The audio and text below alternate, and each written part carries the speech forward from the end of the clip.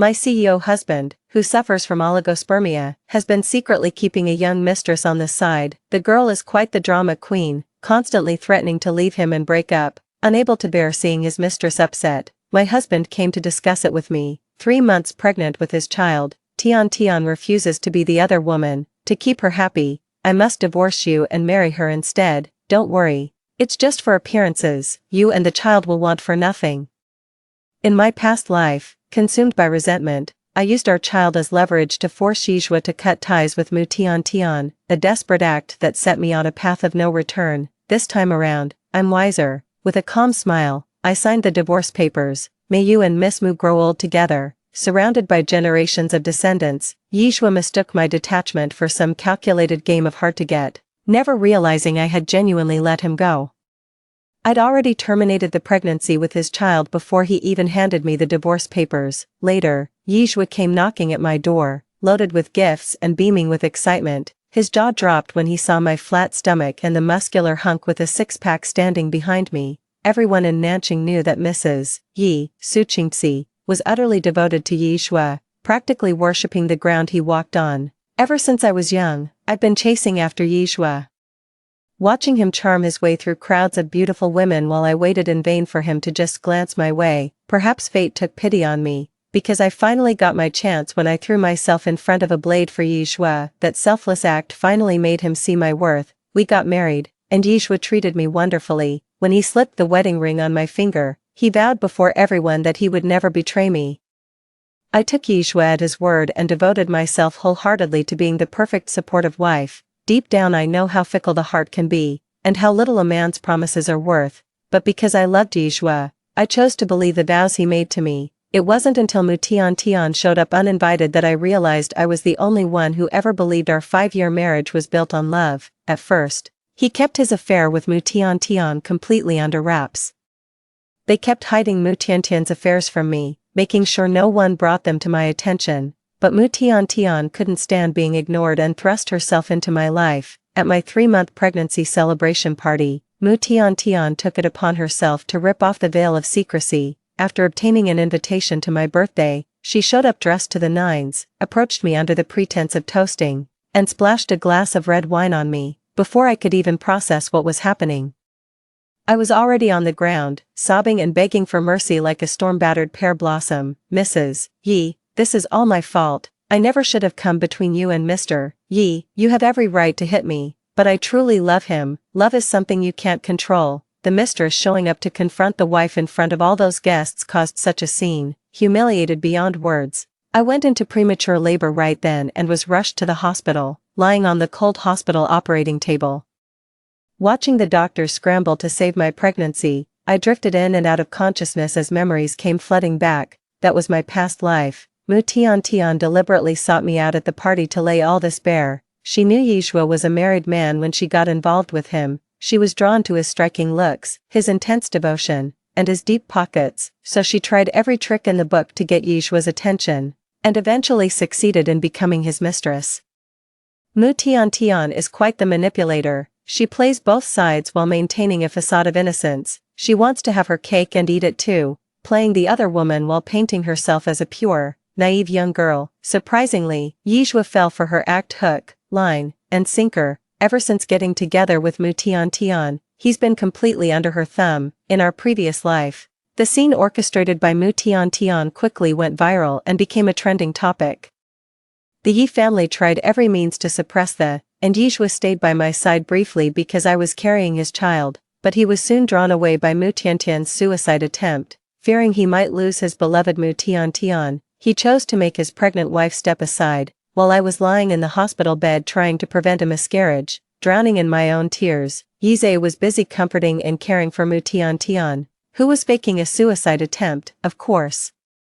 Mu Tian wasn't idle either. She kept sending me provocative messages from a fake account and later outright challenged me. She claimed she was the one Yijue truly loved, and that if he had to choose between her and me, he would always pick her. She even wanted to make a bet with me, wagering on who Yijue would ultimately choose. After making the bet, Mu Tian fled from the hospital. This wasn't actually Mu Tian's first time leaving.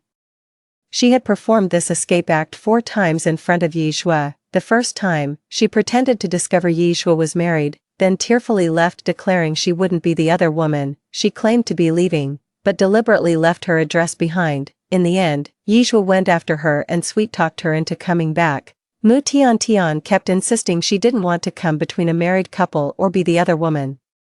Yet she had no qualms about enjoying all the material comforts Yishua provided. She lived in a sprawling penthouse, drove luxury sports cars worth millions, and everything from her clothes to her handbags were limited edition pieces. Every time Mu Tian staged her breakup and runaway drama, it would wrench Yishua's heart. Yishua would launch an all-out search for Mu Tian, then shower her with extravagant gifts to win back her favor. Mu Tian knew exactly how deeply Yishua felt for her, and she reveled in it. Once certain he was utterly captivated, she set her sights beyond mere wealth. She wanted to become his legitimate wife. Mu Tian left Yishua an emotionally charged letter, declaring she would never be the other woman who destroys a family, and bidding him a final farewell. For Yishua, what he felt for her was genuine love. After Mu Tian faked being humiliated by me, attempted suicide, and fled, he finally made up his mind.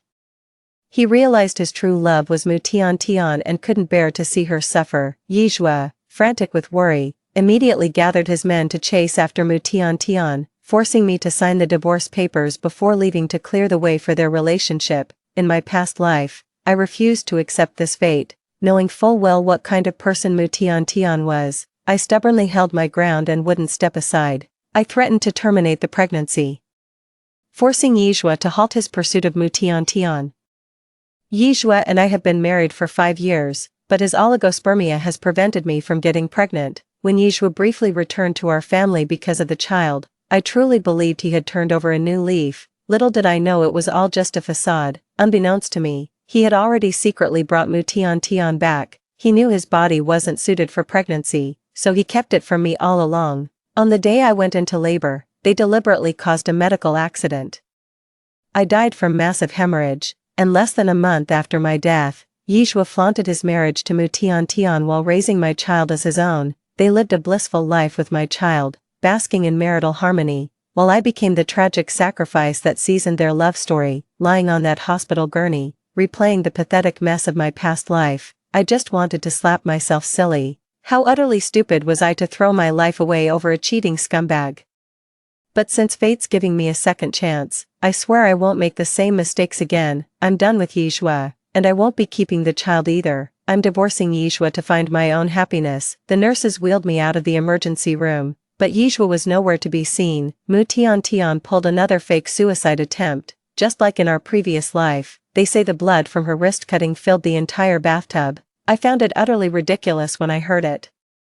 How could anyone possibly have that much blood? To convince Yishua, Mu Tian bought a massive amount of fresh pig's blood, enough to fill an entire bathtub. She then made a small cut on her hand, lay down in the tub to soak in the pig's blood, and had the housekeeper call Yishua for help. Love made Yishua lose his mind. Upon hearing about Mu Tian's suicide attempt, he rushed straight to her luxury apartment, then carried her out, drenched in pig's blood, and rushed her to the hospital.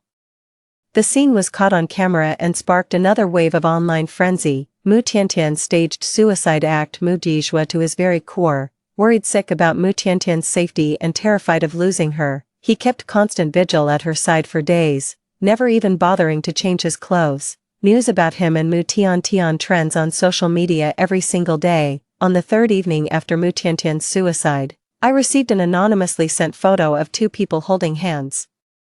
The man's finger was wearing a diamond ring engraved with my name. I'm the one he truly loves. The one who isn't loved is the other woman. Su Qingxi, you can't win against me. Having lived through this life before, I knew perfectly well I could never compete with her, so I never intended to challenge Mu Tian. After realizing how absurd everything I'd been through was, I'd already made up my mind to walk away. I handed Yishua over to Mu Tian, hoping she would love him forever, until death do us part, for all eternity. After making up my mind, I secretly paid the doctor who was supposed to help me keep the pregnancy to perform an abortion for me. After the procedure, I stayed in the hospital for another week. Yishua didn't show up once during that entire week. I was actually glad for the peace and quiet. After a week of rest, I was discharged and returned to the home I shared with Yishua. No time for sorrow, I just want to start my life anew.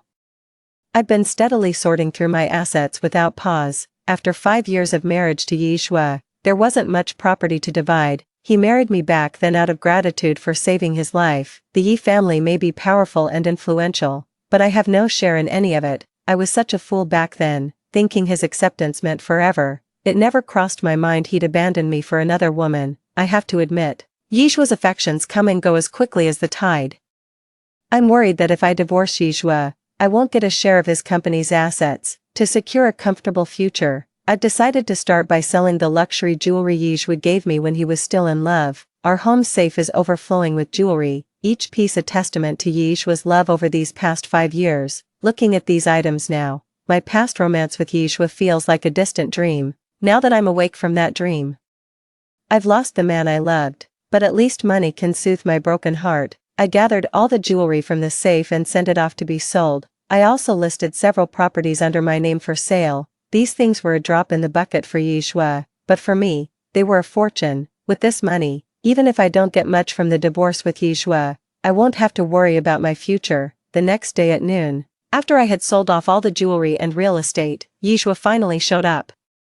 His hair disheveled and his clothes covered in wrinkles. When he walked in, I was sipping chicken soup. He sat down across from me, fully expecting me to say something, but I just kept my head down and continued drinking the soup without any reaction. Finally, he couldn't hold back anymore and spoke first. Chinxi, I'm truly sorry for what happened this time. You can hit me or curse at me. I deserve it. I just glanced up at him before continuing to sip my soup. A flicker of surprise crossed Yishua's face when he saw how composed I was. Convinced that I was hopelessly in love with him, he pulled out a document without hesitation and handed it to me. Tian refuses to be the other woman. She can't live without me, so I can't abandon her. This is the divorce agreement. Sign it first. You want a divorce? I asked calmly as I took the papers. Yes, I had no choice. Tian threatened to take her own life.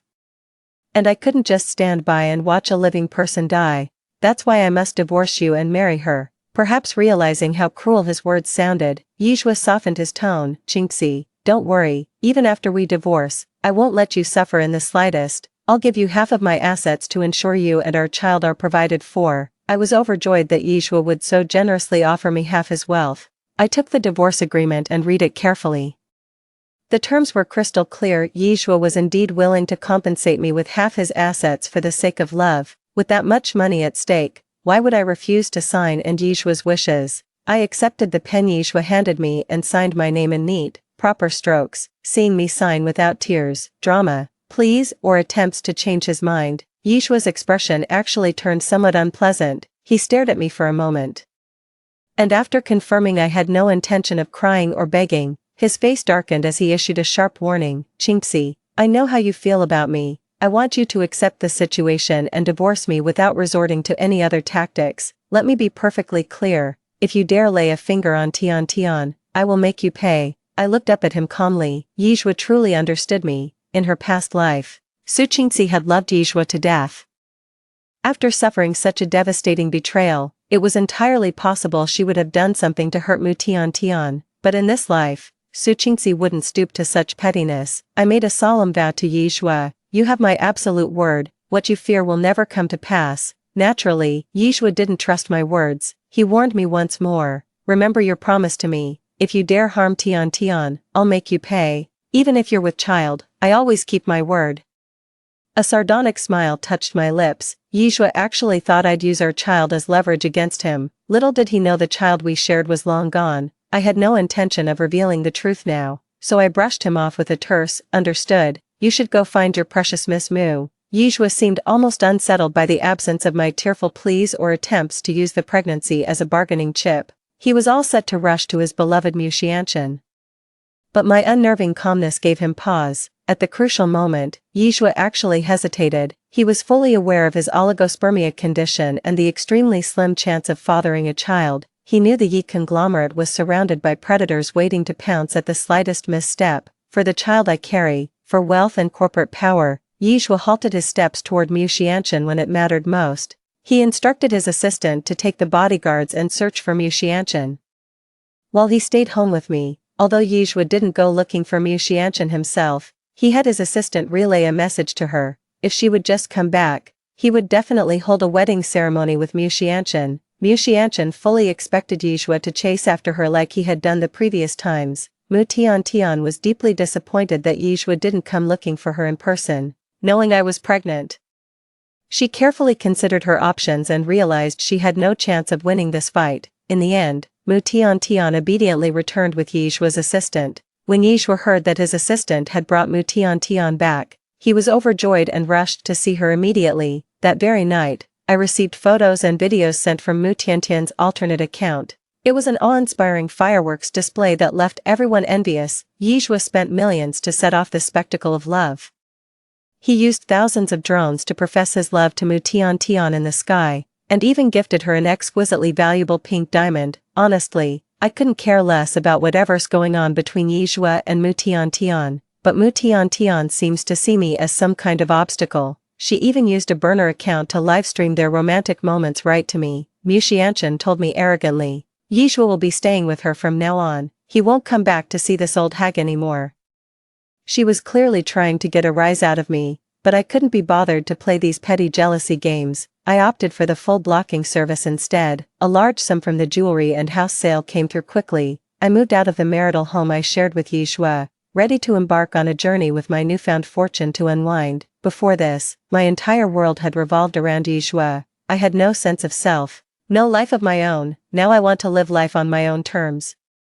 But Yizhua and Mu Tiantian just couldn't stand to see me happy. On the third day of my journey, Yizhua called me. He demanded furiously, Su Qingxi, how dare you sell our marital home, and you pawned all the jewelry I gave you. Have you lost your mind? I suppressed my disgust while listening to Yizhua's rant. If it weren't for the mandatory 30-day cooling-off period before the divorce takes effect, I would have blocked him long ago. Now is not the right time, after all. I still haven't received that substantial divorce settlement. Holding back my revulsion, I said, wasn't that house given to me? Since that's the case, isn't selling it my rightful decision? And those jewelry pieces are completely outdated. What's wrong with selling them to buy new ones? Hearing my calm tone, Yizhua's voice cracked with anger. We chose our marital home together. Every detail of the interior design had your approval. You called it our love nest. And those jewelry pieces were carefully selected gifts from me. You promised to cherish them forever as family heirlooms. He actually knows all about it. I thought he'd long forgotten everything from before. I calmly retorted, you're about to divorce me and marry someone else. Why would I keep those things? Just to add to my misery. My response made Yizhua think I was being jealous and petty, so he softened his tone. Haven't I told you? The divorce is only to keep Tian from killing herself. She's been with me since she was so young. Shouldn't I fulfill her wish? Tian is young and doesn't know any better. But you're a grown woman, shouldn't you understand? By the way, how is the baby? Have you been going for your regular prenatal checkups? This is so damn disgusting. If it weren't for the inheritance, I wouldn't bother humoring him at all. I forced myself to give a few half-hearted responses for the money. Yizhua said a few more concerned words to me before finally hanging up. That phone call made me so sick I almost threw up the delicious food I'd just eaten. I had just barely managed to calm my anger when Mu Tian showed up at my door again. After I repeatedly rejected her attempts to add me with alternate accounts, Mu Xianqian finally lost her patience. She started sending videos and photos directly to my social media inbox. You old hag. You're divorced. Why are you still messing around with Yizhua? You've got some nerve thinking a baby will make Yizhua take you back. Dream on. I'm younger and more fertile than you. Once you're gone, I'll give him enough kids to form a soccer team. She's all talk without thinking twice. Mu Tian probably has no idea about Yizhua's oligospermia condition. If she can bear Yizhua a whole soccer team of children, I'll cut off my head and let her use it as a ball. I ignored Mu Tiantian's nonsense and continued on my journey. I thought divorcing Yizhua was a done deal, just a matter of time before we signed the papers at the Civil Affairs Bureau and went our separate ways. But to my surprise, Yizhua had a change of heart at the last moment. I timed my return for the day before we were scheduled to get our marriage certificate. As soon as I got back, I called Yizhua to remind him about our appointment at the Civil Affairs Bureau to finalize the divorce. I expected him to agree without hesitation, but he actually went back on his word. He tracked down where I lived and said, Qingxi, let's put the divorce on hold for now. Yizhua's change of heart hit me like a bolt from the blue. I demanded angrily, why should we put it on hold? Yizhua stared at me with displeasure. searching my face for any trace of attachment or love, but he found nothing. My expression held only impatience and disgust. Yishua's heart sank. He found it incredibly hard to adjust to my absence. Without my daily check-ins, messages, and phone calls, Yishua felt particularly unsettled. He kept convincing himself that I was just angry, and that once I cooled off, I'd come back to him. But that wasn't the case at all. As Yishua stared at our chat window, he realized our last conversation was from the day of the party. From that day on, I never reached out to him or showed him any concern.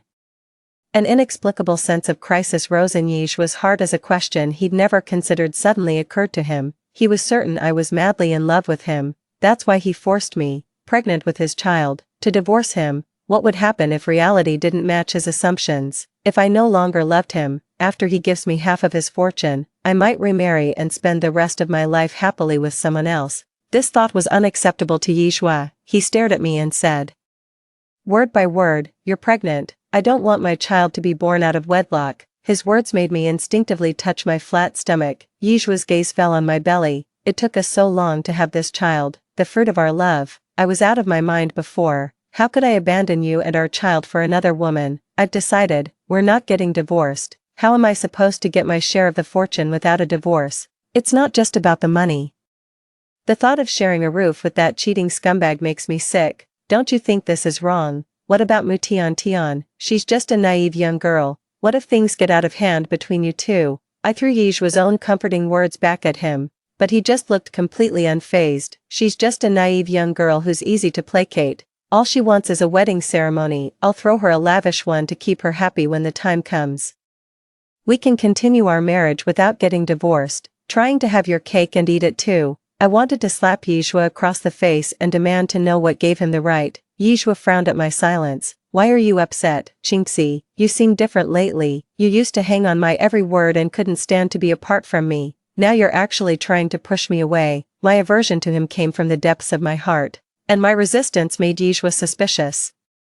His gaze fell on my belly. Come to think of it, I haven't accompanied you to any prenatal checkups lately. Let me go with you now to see how our little one is doing. Right after saying that, Yishua called his assistant and instructed him to schedule an appointment with the obstetrician. He then personally drove me straight to the hospital for the checkup, leaving no room for refusal. My heart was racing the whole way there. I couldn't wait to get to the prenatal checkup hospital.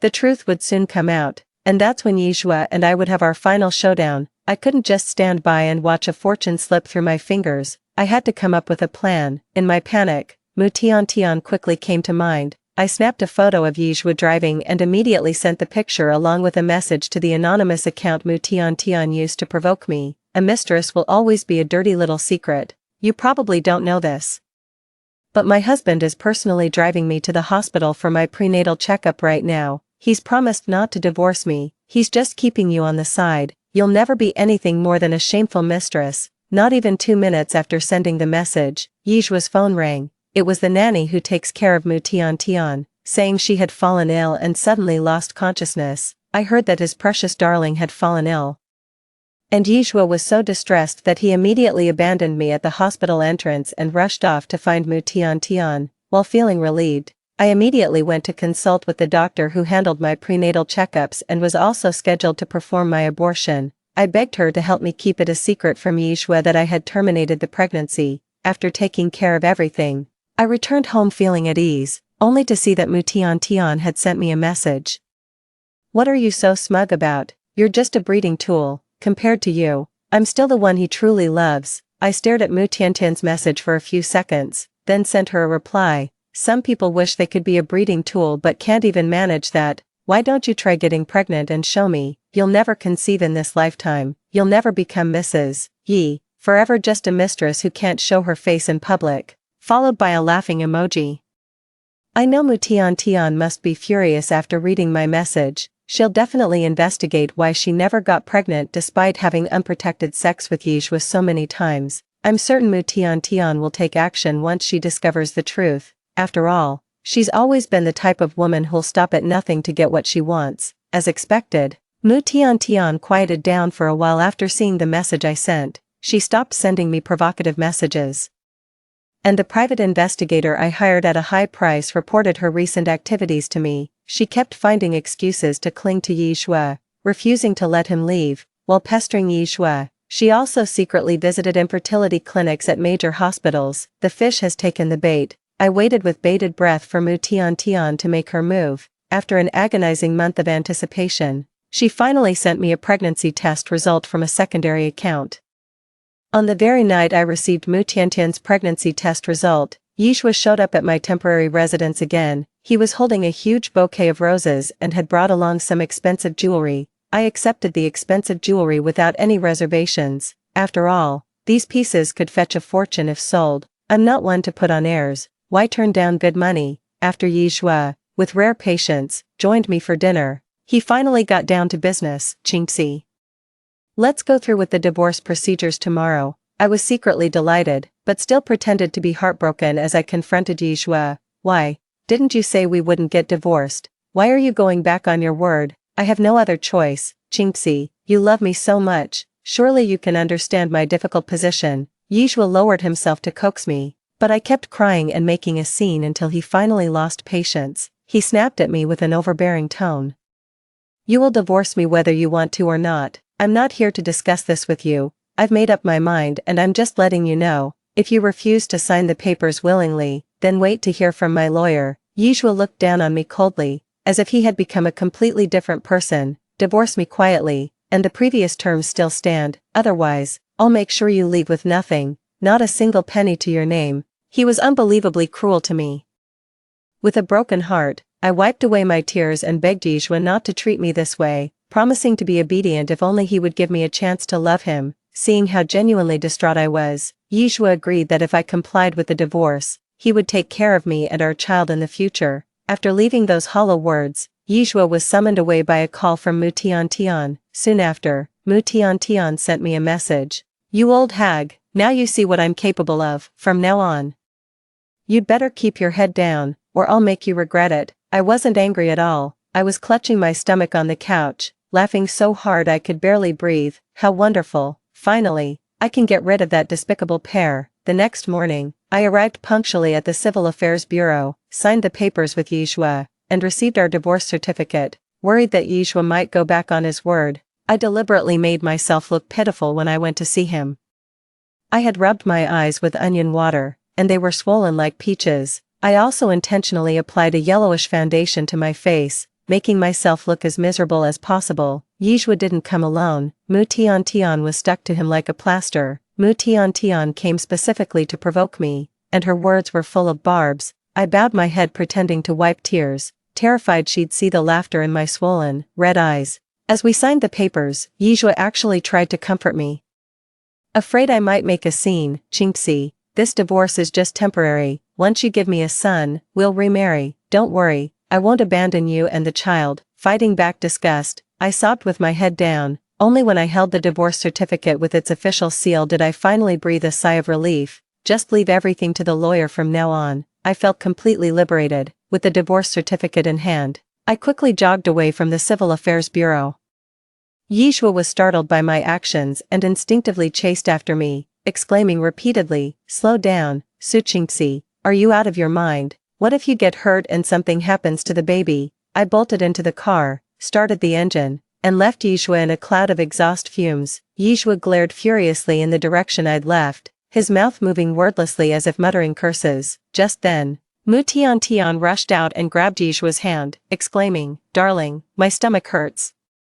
Worried something might be wrong with their unborn child, Yi Shui immediately took Mu Tian to the hospital. Just as they were about to reach the hospital, it suddenly occurred to him. It seemed like he hadn't paid any attention to my prenatal checkups for quite some time. He had no idea how our unborn baby was doing. He decided he must personally accompany me to the next prenatal appointment in a few days to check on the baby's condition. With these thoughts running through his mind, Yi Shui took a moment to send me a message. "Qingxi, let me take you for your prenatal checkup when you have a moment." When I didn't respond, Yi Shui tried calling me, only to find the line completely blocked. It finally dawned on him that I had blocked his number. Realizing he'd been blocked, Yi Shui was furious. How dare I cut him off like that? Though annoyed by my blocking him, Yi Shui was soon preoccupied with Mu Tian's antics. Mu Tian had endless tricks up her sleeve to demand attention, leaving Yizhua no time to ponder the changes in me. Of course, Yizhua was convinced he understood me, how deeply I loved him, having once risked my life for him and wept so bitterly when we first divorced. I just couldn't immediately come to terms with transitioning from his wife to a mere acquaintance. Yizhua probably thinks that with my love for him, I'd do anything to win him back, even protect our child at all costs. After all, this child is the only connection between us after the divorce. Just 1 week after Yizhua and I finalized our divorce, his company made a grand announcement about his engagement to Mu Tian. Their wedding is set for a month from now. When I saw the news, I was already lounging on a beach in the Maldives, soaking up the sun. I left the country the very day I got my divorce papers. To avoid unnecessary drama, I blocked all of Yizhua's contacts and changed my phone number. Aside from my lawyer, I haven't been in touch with anyone. When I saw the marriage announcement of Yizhua and Mu Tian, it didn't affect me in the slightest. I got up from the lounge chair, stretched, and went for a swim. I was reveling in the ocean, savoring that sense of total freedom, when the unexpected happened. A man-eating shark suddenly charged from the deep sea into the safe zone. The sudden crisis sent everyone in the water scrambling for their lives, and I was no exception. Then came another mishap. As I was desperately swimming back, my leg cramped up, paralyzed and unable to swim back. The shark closed in on me in seconds. I saw the shark's gaping jaws and razor-sharp teeth clearly, and fear made me shut my eyes. I felt the hot, breathy maw engulf me, the sharp sting of teeth piercing my skin. As I blacked out, I heard a rapid series of pops like firecrackers going off near my ears. Then I completely blacked out. I came to 3 days later, jolted awake by the shrill ringing of my phone. Out of habit, I grabbed the phone and answered. "Hello." My lawyer's voice was urgent on the other end. "Ms. Sue, something terrible has happened." "What's the big deal?" I asked groggily. "Yizhua is backing out. He's refusing to honor the divorce agreement and won't give you half the assets." "What?" I bolted upright, hissing in pain as the sudden movement tugged at my wounds. The lawyer continued. "He wants you to return home immediately to meet with him. You have 1 week to decide. What if I refuse to return to the country? If you don't return, he'll report you as a missing person to invalidate the divorce agreement." How dare he? I was absolutely furious. The lawyer sighed. "The apartment you've been living in caught fire yesterday. Police found a charred body inside, and since you have no known relatives, they preliminarily identified the remains as yours."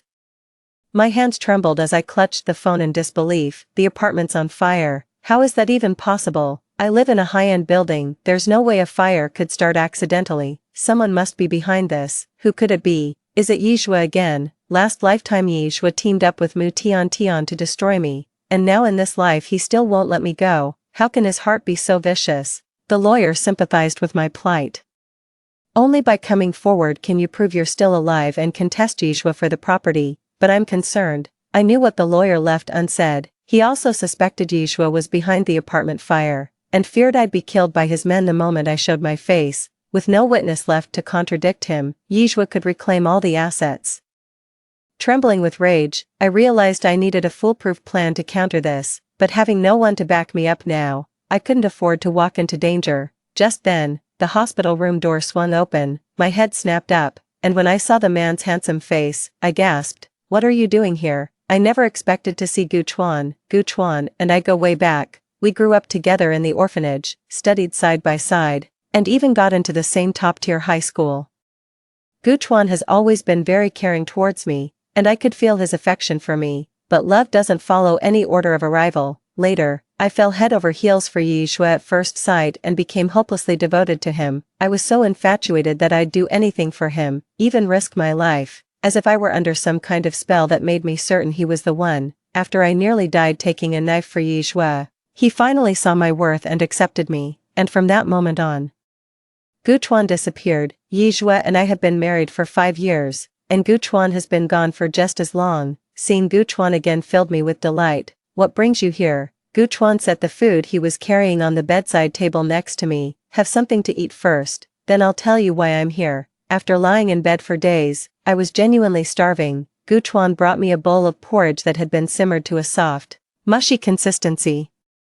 He said my body wasn't up for greasy or hard to digest foods, and suggested I start with some porridge. Once I've recovered, he promised to take me out for a proper meal. I obediently started eating the porridge, but couldn't help asking Gu Chuan where he had been for the past 5 years. Gu Chuan sighed and said, "I've always been right here by your side, it's just that you only had eyes for Yi Xue and never noticed anyone else." I fell silent at the mention of Yi Xue. The person I'd once pursued with single-minded devotion had become the blade that wounded me. The humiliation burned. I couldn't bear Gu Chuan witnessing my brokenness. What stunned me was how thoroughly Gu Chuan understood every detail of my situation. After I finished the kanji he brought, he revealed the truth to me. "Qingxi, do you realize you were almost killed by them? Who are they?" "Mu Tian and the people behind her." Gu Chuan told me that Mu Tian was trained by a shady organization specifically as bait to ensnare wealthy targets. That's why she was able to navigate so effortlessly by Yi Xue's side. That's what made Yi Xue completely captivated by her. According to Mu Tian and the organization behind her, their goal was to make me leave Yi Xue with nothing, then have Mu Tian take my place as Mrs. Yi and eventually find a way to seize his assets. They never expected that Yi Xue would generously give me half of his property because I was pregnant, fearing that my child would threaten their claim to Yi Xue's assets. The people behind Mu Tian put a hit out on me. By sheer luck, I escaped unscathed. Right after divorcing Yi Xue, I ditched my SIM card and flew abroad without a moment's delay. When they couldn't track me down, they set my apartment on fire. They staged it to look like I'd died in an accident. They knew the person in the apartment wasn't me. Their real target has always been to eliminate me. Gu Chuan said the shark incident was also orchestrated by them. The powerful figures backing Mu Tian tracked me down and set up that deadly ambush at the beach. Fortunately, Gu Chuan arrived just in time with his team to rescue me. Gu Chuan asked me, "Qingxi, what's your next move?" The hatred spanning 2 lifetimes made me clench my fists in fury. I had hoped to live in peace, but they simply wouldn't leave me alone. Since running away is pointless, the only option left is to confront them head-on. I looked Gu Chuan in the eye and declared, word by deliberate word, I will fight them to the bitter end. As long as I draw breath, I will claim half of Yi Xue's estate, and I will use every last coin of it to strike back. I know I don't have what it takes to go up against these ruthless people. I need help, and Gu Chuan, who's been missing for 5 years, suddenly steps in to assist me. It goes without saying that he has some influence. I took the initiative to plead, "Gu Chuan, can you help me? If you do, I'll give you half of Yi Xue's property as a reward." Gu Chuan looked at me deeply and said, "Qingxi, are we really starting to talk about money between us? You should know I'd risk everything for you." Gu Chuan's gaze held a profound depth when he looked at me. I understood perfectly well what he meant. It's just that I failed to see his worth back then, and now I feel I don't deserve him. Gu Chuan didn't press me for any promises. He simply said he would handle everything and asked me to set my mind at ease while waiting. How could I possibly set my mind at ease? Worry consumes me every waking moment. After all, I was murdered in my past life, and I don't want to meet a violent end again this time around. I'm going to fight back. Fortunately, during the divorce cooling-off period, I had hired a private investigator to look into Mu Tian. I know Mu Tian's secret. I handed over all of Mu Tian's secrets to Gu Chuan, and he told me to wait for his good news. He sent me to a safe place to wait, and every day felt like an eternity. Time flew by, and soon enough, the wedding day for Yi Xue and Mu Tian arrived. Their wedding dominated most of the trending topics in the entertainment section. Mu Xianqian's wedding dress, diamond ring, and even the venue, every detail was nothing short of the finest. Mu Xianqian made a grand spectacle of her happiness, announcing it to everyone far and wide. I knew I was her target. She thought I was in love with Yi Xue and that seeing all this would make me jump out impulsively. That way, she could seize the moment to deal me a crushing blow and finally put her mind at ease, seeing that I had no intention of showing myself. Mu Tian felt insulted and actually sent me a threatening message through my social media account's back-end. "Su Qingxi, if you want to live, get rid of the baby in your womb immediately. I'm giving you one chance to choose. Abort that child and promise to renounce the half of the assets Yi Xue gave you, and I might let you live." The hatred of 2 lifetimes filled my chest. Since they insisted on being this deranged, they'd better not blame me for what comes next. Let's all burn together. The day of Yi Xue and Mu Tian's wedding was blessed with perfect weather. Groom Yi Xue and bride Mu Tian stood at the entrance in their custom-tailored wedding attire, greeting the distinguished guests. Despite it being his wedding day, Yi Xue's face showed little joy. Over 30 days had passed since his divorce from Su Qingxi. He hadn't heard from Su Qingxi at all. His messages went unanswered, her phone was unreachable. as if Su Qingxi had vanished from the face of the earth without a trace. He kept watch outside Su Qingxi's apartment for a long time, but there was no sign of her returning. Later, a fire broke out in Su Qingxi's apartment, and someone died in the blaze. He knew the deceased wasn't Su Qingxi. After all, there was no child in the victim's womb. Yizhua intended to keep searching for Su Qingxi, but Mu Tiantian stopped him. Mu Tiantian insisted that Su Qingxi must have gone into hiding, adding that someone had spotted her abroad.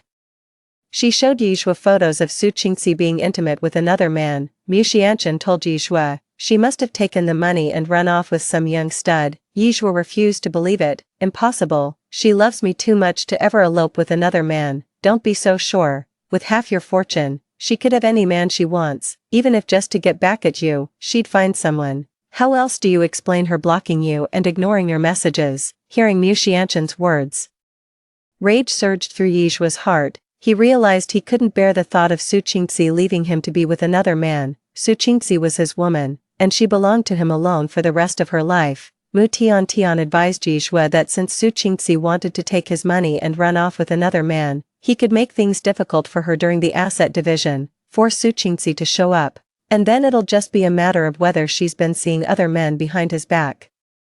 With no better alternatives, Yizhua tacitly approved Mu Tiantian's approach. He sent word to Su Qingxi's lawyer that any discussion of assets required Su Qingxi's personal involvement, otherwise he wouldn't budge. After sending the message, Yizhua waited for Su Qingxi to come to him on her own. He even considered calling off the wedding with Mu Tiantian if Su Qingxi took the initiative to appear. He plans to remarry Su Qingxi, while keeping Mu Tiantian as his mistress with a financial settlement.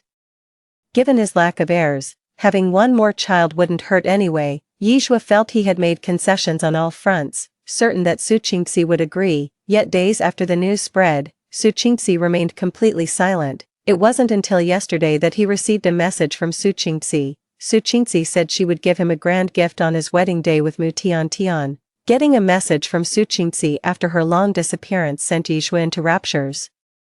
He immediately messaged back to press Su Qingxi for answers, but she suddenly went offline again. Yizhua tossed and turned all night, his mind racing through countless possibilities. Why would Su Qingxi suddenly send such a message? Was she planning to disrupt his wedding with Mu Tiantian? Having heard nothing from Su Qingxi for over a month, he missed her terribly. If Su Qingxi were to cause a scene by trying to disrupt the wedding, he could still find it in his heart to forgive her.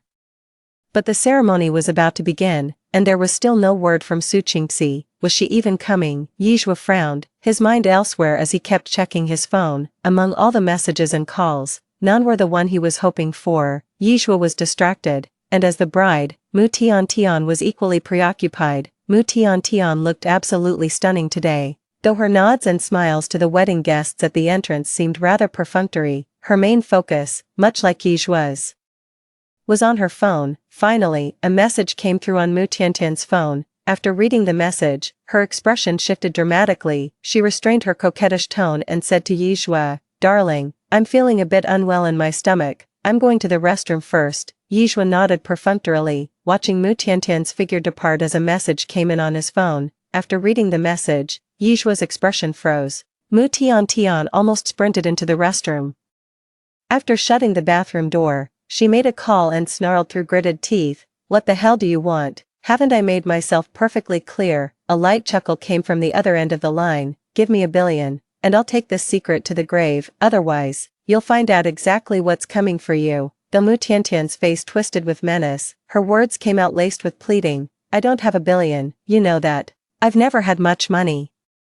The other person sneered, "I don't care about that. All I want is $1 billion. Just tell me if you agree or not. If you refuse, I'll immediately send the information I have to Yizhua.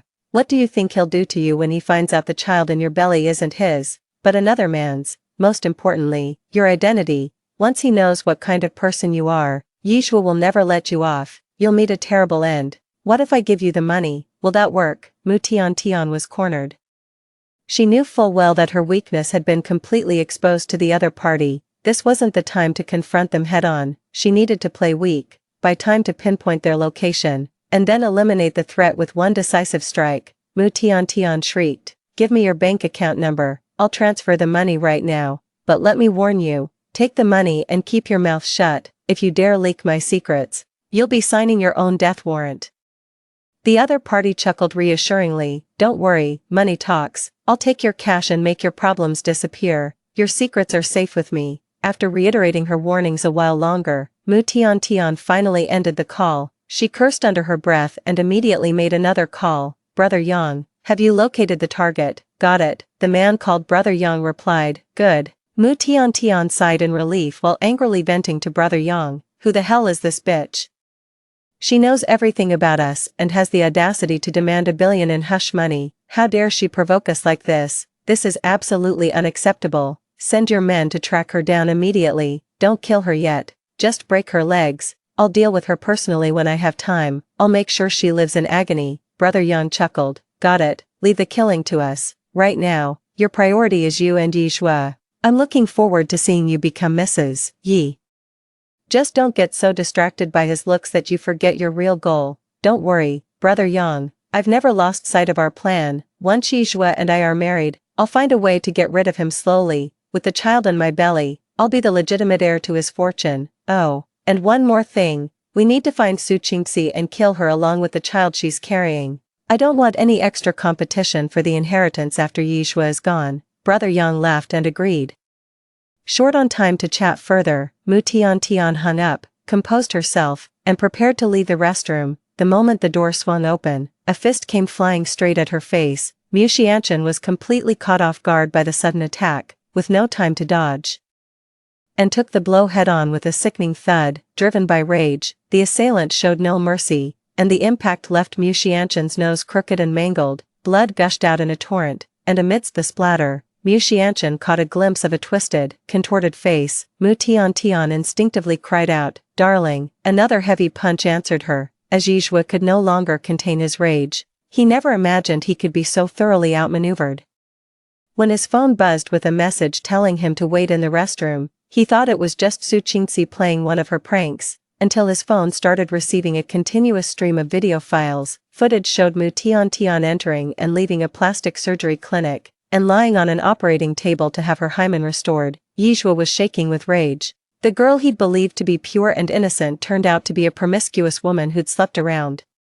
She had actually been deceiving herself all along, yet he failed to see through Mu Xianchen's vicious ambitions beneath her innocent facade. He actually betrayed his wife for a woman like that. Yi Shua was consumed with hatred, unwilling to accept that he had been deceived. Mu Xianchen adored him so much. Her eyes sparkled like stars when she looked at him. How could she possibly be lying to herself? There must be a reason behind this. Then she thought of Su Qingxi, who had vanished without a trace for over a month. Yi Shua convinced himself that this must be Su Qingxi's scheme. Su Qingxi would never agree to divorce him so readily. She loathes Mu Tian and wants her gone for good. So all these things about Mu Tian must have been fabricated by Su Qingxi. Su Qingxi is trying to drive a wedge between him and Mu Tian. After all, Su Qingxi had sent a message saying she would give him a grand wedding gift on the day of his and Mu Tian's ceremony.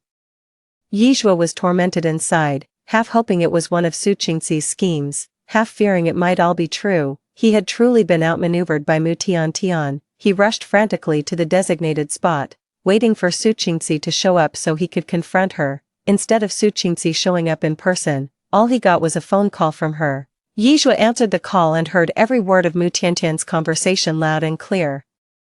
He couldn't believe he'd been completely played by Mu Tian from start to finish. All that talk about affection, the child, marriage, it was all a damn lie. Mu Xianchen's sole objective has always been my assets. She's been manipulating and scheming against me from the very beginning. Yi Shua's hatred reached its boiling point. He couldn't stomach being played for a fool by a woman like her. His pride wouldn't allow him to be made a mockery of like this. Blinded by rage, Yi Shua grabbed Mu Tian's head and slammed it violently against the wall. He then began kicking her stomach with brutal force, each blow more vicious than the last. Mu Tian's pleas for mercy grew progressively weaker, fading into barely audible whimpers. Exhausted from the assault, Yi Shua released her hair, panting heavily as he stepped back. Mu Tian collapsed to the ground with a thud, her support gone. Yi Shua saw her pristine white wedding dress stained crimson. Not only that, but blood was gushing from between her legs. For the wedding guests, this day turned out to be earth-shattering. The guests in the hall were all distinguished VIPs invited by Yi Shua, holding significant influence in the city. Everyone in the hall chatted animatedly while eagerly awaiting the bride and groom's entrance for the wedding ceremony. However, an unexpected situation arose. The premier wedding host repeatedly called for the couple to enter from the stage but received no response. Then, the festive music playing on the wedding screens abruptly ceased. Then came bizarre sights and sounds. The bride, in her custom wedding gown, hid in the restroom, viciously haggling with someone before contacting a man named Brother Yang to hire a hitman. Immediately after, the groom appeared and violently attacked the bride. Everyone watched in horror as the groom assaulted the bride, leaving her battered beyond recognition and bleeding profusely. Someone finally snapped out of it and called the police. The police took away the bride and groom, one sent to the hospital, the other handcuffed and hauled to the station. The screen then cut to a different scene. It was a secret recording of the bride visiting a clinic to seek a sperm donor. The bride, Mu Tian Tian, had no idea her donor visit had been filmed. Then everyone understood the source of the groom's rage. A gold digger had tricked the groom with a child conceived through sperm donation. No wonder the groom was so enraged that he would resort to such violence against Mu Tian Tian. Then it became known to all that the groom, Yizhua, suffered from oligospermia. After Yizhua violently assaulted Mu Tian Tian, she lost her unborn child and was rushed to the hospital by police for emergency treatment due to severe injuries. Yizhua was taken into police custody for questioning on charges of intentional assault. The incident escalated into a major case, prompting police to deploy additional forces for multi-pronged containment and arrests. The entire criminal network backing Mu Tian Tian was apprehended. The trial concluded 6 months after the verdict was announced, with Mu Tian Tian and the mastermind known as Brother Yang receiving life sentences as the principal offenders. Yizhua was also detained by the police for 6 months for violently assaulting Mu Tian Tian, after exhaustive efforts by his lawyer. Yizhua was finally released on medical parole. Upon his release from prison, Yizhua began exhaustively searching for any trace of my whereabouts. Eventually he tracked down my address and showed up laden with gifts and a rose bear. The doorbell rang just as Gu Chuan had me pinned against the couch, kissing me senseless. The incessant doorbell shattered the intimate moment, and I pulled the door open with visible irritation. Yizhua stood there with an ingratiating smile. "Darling, Qingxi, I've come to see you and the baby." I didn't move, just looked at him with a mocking smile. "Don't you think it's a little too late for that? It's all my fault. I was deceived by that bitch Mu Tian Tian. Qingxi, you have to believe me. I just had a momentary lapse in judgment. I'll turn over a new leaf, I promise. Let's live happily as a family of 3. I sneered and gently touched my stomach. "And so?" Yizhua's gaze fell on my flat abdomen, and he reached out in disbelief. I took a step back as a hand reached out from behind me, blocking Yizhua's movement. "What do you think you're doing?" Yizhua's gaze fell upon Gu Chuan, who was shielding me protectively like a mother bear guarding her cub. "You and him, it's exactly what it looks like." Gu Chuan chimed in with a cheerful smile. "We've already gotten our marriage license, and the wedding planning is underway. Since we don't want any unpleasant people there, you won't be receiving an invitation." Yizhua stared at the intimate scene between Gu Chuan and me, his face a mask of disbelief. "You, how could you? When did you two get together? What about the child? What about our child? Someone like you doesn't deserve to have children. Since you're so fond of cheating and keeping a mistress, why don't you go have a baby with one of them instead?" Hearing Gu Chuan's sarcastic words, Yizhua let out a pained cry of anguish. "It's not like that. It's not like that, Qingxi. You love me so much. How could you bear to give up our child? Why would she have a child for someone like you? Do you even deserve it?" The door slammed shut with a heavy thud, and Yizhua collapsed to the floor, seeing everything clearly. As the door closed, Gu Chuan inside lifted Su Qingxi and captured her lips in a kiss. Yizhua understood exactly what this meant. This wasn't how it was supposed to be. How could Su Qingxi, who loved him so deeply, abort their child and be with another man? Why? Yizhua couldn't figure out the answer, and no one told him the reason. Overwhelmed by rage, he coughed up blood and collapsed. Story 2. My boyfriend, who was working overtime, suddenly sent me a message. "I already have a girlfriend, please delete each other's contact. Thank you." I slowly sent a question mark. And then I saw the legendary red exclamation mark. My boyfriend has a girlfriend, so, who am I? 1. Zhou Yu has been working overtime a lot recently. I feel sorry for his busyness and also lament that the time he spends with me is getting less and less. Just as I was about to pack the soup cooked by the aunt and go to his company to see him, I received a WeChat message from Zhou Yu. "I already have a girlfriend. Please delete each other's contact. Thank you. At first glance, I found this message a bit funny. This guy has some sense of male virtue. However, why did he send the message to me? I slowly sent a question mark. Well, it turns out that the girlfriend is not me. My boyfriend is in a relationship and has a girlfriend, and I was blocked. And I saw that red exclamation mark. I've always had a hot temper. Without thinking, I dialed Zhou Yu's phone number. But before I could open my mouth to question him, I heard a sweet and delicate female voice on the other end of the phone. Who is this? There really is a woman by his side. To be honest, I can't believe what I heard. Zhou Yu has always adhered strictly to male virtue and never allows any opposite sex other than me to get close to him. He even pays attention to maintaining a distance from the same sex. But today, he let a woman answer his phone. Where's Zhou Yu? Ask him to answer the phone. I frowned and said coldly into the phone. The woman on the other side let out a contemptuous laugh. Looking for you. He's busy now and doesn't have time. Ask him to answer the phone.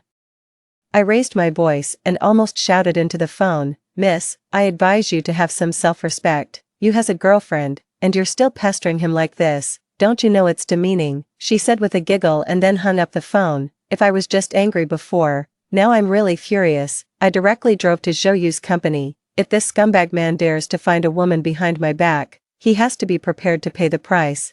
It was a little past 9 o'clock in the evening.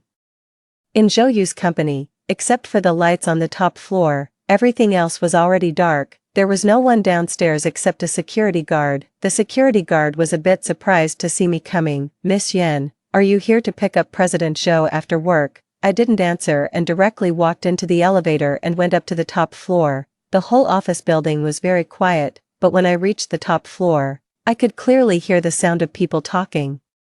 I burst into Zhou Yu's office, and the words of accusation were almost on the tip of my tongue, but I saw that his office was filled with people, and it seemed they were discussing something. At this moment, everyone turned around and looked at me in surprise, stared at by more than a dozen pairs of eyes. I subconsciously swallowed my saliva, but I still accurately saw the woman sitting in the corner who didn't fit in with this room. At this moment, she was wearing a suit jacket and looking at me with a half smile. Yan Yan, why are you here? Zhou Yu was very surprised to see me come and directly stood up from his chair and walked towards me, probably noticing my unhappiness. Zhou Yu quickened his pace a bit nervously, but he was still a step too late. The woman sitting in the corner suddenly rushed forward and walked in front of me one step ahead of him. She even stood between us with her body. Miss, we're having a meeting. I hope you don't disturb us. And she made a gesture of invitation to me with a smile, obviously trying to drive me out. I gave her a cold look and ignored her. Instead, I looked past her and turned my gaze to Zhou Yu behind her. Do I need to go out? Zhou Yu, of course not. Zhou Yu, with extreme agility, bypassed that woman and directly came to my side and tried to hold my hand, but I dodged. He was obviously startled by my evasive action and asked cautiously, Yan Yan, what's wrong? It's okay, you can have the meeting first, I said coldly. Zhou Yu looked back at the people in the office and quickly pulled me inside, intending to let me sit beside him. When passing by that woman, he directly ignored her. You, who is this miss? Now that the company is having a meeting, isn't it inappropriate for her to come in? Ignored. The woman's face didn't look good, but she still forced a smile and stepped forward to block me from entering. Zhou Yu stopped and frowned at the woman, looking as if he had just noticed her. Zhu Jing, why are you still here? I'm accompanying you to the meeting. Zhu Jing's expression froze, and she said awkwardly, what meeting are you accompanying me to? The general assistant doesn't even need to attend tonight's meeting. What are you, the assistant to the general assistant, doing here? Zhou Yu's tone was displeased, and he didn't seem to be pretending. So Zhou Yu didn't know that this woman had been sitting in the office for so long. The others in the office also seemed to be taken aback and looked at the girl named Zhu Jing in surprise. There's only people in your office in this whole building. I was scared outside, so, that's why I waited for you in the office. Zhu Jing's eyes flickered, and she looked at Zhou Yu with a pair of watery eyes full of grievances. Judging from Zhou Yu's tone, this woman is the assistant to his assistant. But this woman keeps calling him you and saying I'm waiting for you. It seems that the relationship between these two is not ordinary. I crossed my arms and glanced at Zhou Yu indifferently, feeling my gaze. Zhou Yu stood even more upright. Yan Yan, I have nothing to do with her. It was my father who asked me to arrange a job for her in the company. So I let her in, After that, he turned around and said to Zhu Jing coldly, "Zhu Jing, today you said you had nothing to do after work, so you took the place of the general assistant and stayed in the company. Since you stayed in the company, then do your own job well and don't appear where you shouldn't." His voice was cold, and there was some impatience in his tone. He waved his hand at Zhu Jing to let her go out. Zhu Jing didn't expect that Zhou Yu would actually not give her any face in public. She stared at Zhou Yu blankly for 2 seconds and then pointed at me angrily and said, "What about her? She's also an unrelated person, why can she stay?" Zhou Yu turned around and glanced at her indifferently. He didn't intend to explain anything and just coldly spat out 2 words, "Go out." These 2 words made Zhu Jing's face turn pale, and she turned around and left the office. "I didn't notice that she was still here during the meeting just now," Zhou Yu explained as he pulled me to sit beside him. I nodded to signal him to continue the meeting. The people in the company didn't show any discomfort at my appearance. After the meeting ended and everyone left, I took out my phone and put the chat page just now in front of Zhou Yu. "Explain this," I said coldly. Actually, I wasn't that angry anymore at this moment, when Zhou Yu saw the content on the screen. His pupils shrank slightly, and he reached out to touch my shoulder. Yan, wait a moment. I'll give you an explanation." After that, he walked towards the outside of the office. I immediately followed him and saw this man quickly find Zhu Jing and walk up to her and stretch out his hand. "Give me my phone back." Too. Zhu Jing was obviously stunned by his cold expression. The woman swayed slightly before taking out Zhou Yu's phone from her pocket and holding it out with both hands. Her eyes were pitiful and there was a hint of ambiguous tension. Zhou Yu quickly took the phone back from the woman's hands and found the blacklist. His whole face turned dark. This was the first time I saw him like this, and I was a bit puzzled and stepped forward to take a look. Goodness, besides me, there were several other female accounts in the blacklist. I took a closer look.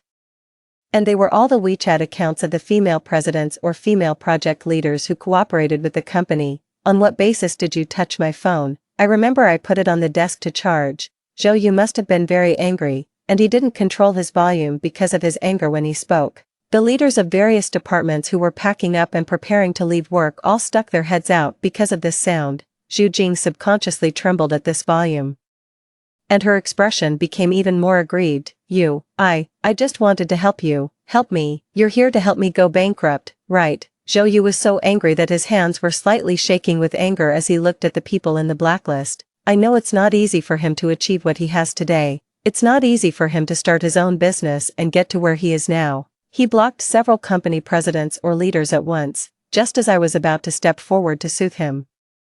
My phone started ringing. Without exception, they were all friends who were blocked by Zhou Yu and had my WeChat asking me what was going on, and they even suspected that I was checking his phone. People in the business world, although they were polite in their words, I knew they were questioning me, so I gave Zhu Jing a fierce glare and still said to Zhou Yu with some dissatisfaction, "Deal with it immediately." Then I walked aside and started replying to those friends' messages. Fortunately, for the sake of my Yen family, they didn't really get angry. Plus, Zhou Yu has strong working ability himself, and the comprehensive strength of the company is also there. After hearing that his phone was used by someone else without permission, they all expressed their understanding, especially after hearing that I was also blocked. Some people hesitated and reminded me to pay attention to the relationship between Zhou Yu and that woman. After communicating with everyone, my eyes also darkened. Although Zhou Yu has been on my side today, he really hasn't given me a reasonable explanation. After taking several deep breaths and forcibly suppressing the anger in my heart, I returned to the hall again, but unexpectedly, there were actually 2 policemen in the hall this time. Zhou Yu was frowning and angrily saying something to them, and Zhu Jing was trembling at this moment, looking at Zhou Yu in disbelief. You called the police to arrest me." Her voice trembled a bit. After seeing that Zhou Yu didn't intend to pay attention to her, seeing that Zhou Yu ignored her, she turned to the 2 policemen beside her. She almost stepped forward in 2 steps and grabbed the policeman's arm. "Uncle Policeman, we're friends. I was just joking. We have a good relationship. You can't arrest me." The policeman took 2 steps back in fright and looked at Zhu Jing with a complicated expression. "Miss, this matter can't be regarded as a joke just because you say it is. You used this gentleman's phone without permission and caused him substantial harm." The policeman explained patiently, "We're not friends, and there's no such thing as a joke. She's just an employee of the company." Zhou Yu said unhappily, "Please investigate thoroughly, officer." I suspect she's here to sabotage my company." Hearing this, Zhu Jing's face turned as white as a piece of paper. She bit her lower lip lightly and looked at Zhou Yu with tears in her eyes, looking very pitiful. When she found that Zhou Yu didn't pay attention to her at all and instead came to my side to ask me about the situation of my communication just now, she finally couldn't hold it in anymore.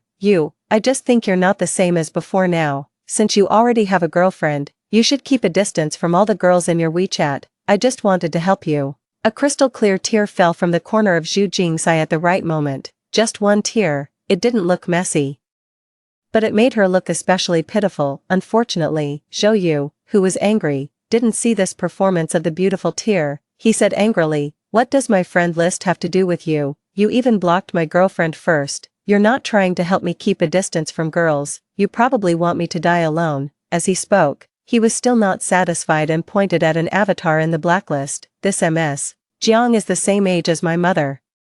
Do I also need you to help me keep a distance from her? I'm your boss, you do what I tell you to do. Don't do things that I don't tell you to do. This is the rule. Don't you even have this basic professional quality?" Then, he said to the policeman, "Officer, there are a lot of business secrets in my phone.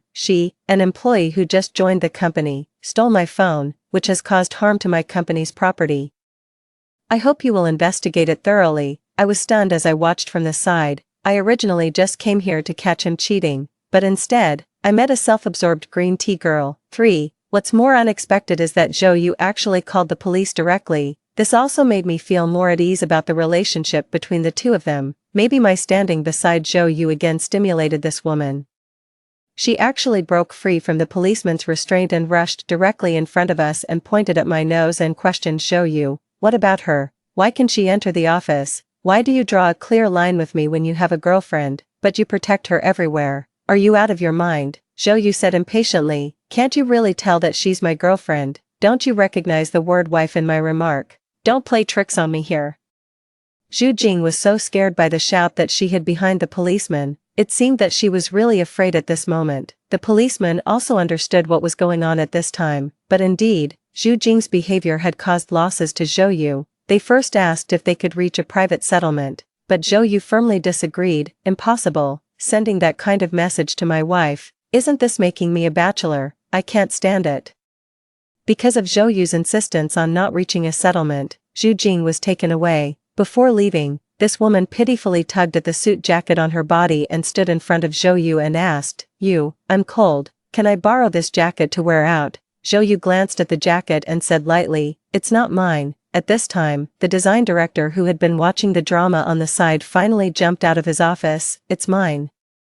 I just casually put it on the chair next to President Zhou. I didn't expect you to take it by mistake. Please give it back to me. I'm cold too." Zhu Jing's face froze. She angrily pulled off the jacket and threw it into the design director's arms. At the same time, she didn't forget to turn around and give me a fierce glare before leaving with the police, looking at the resentful gaze that Zhu Jing cast at me when she left.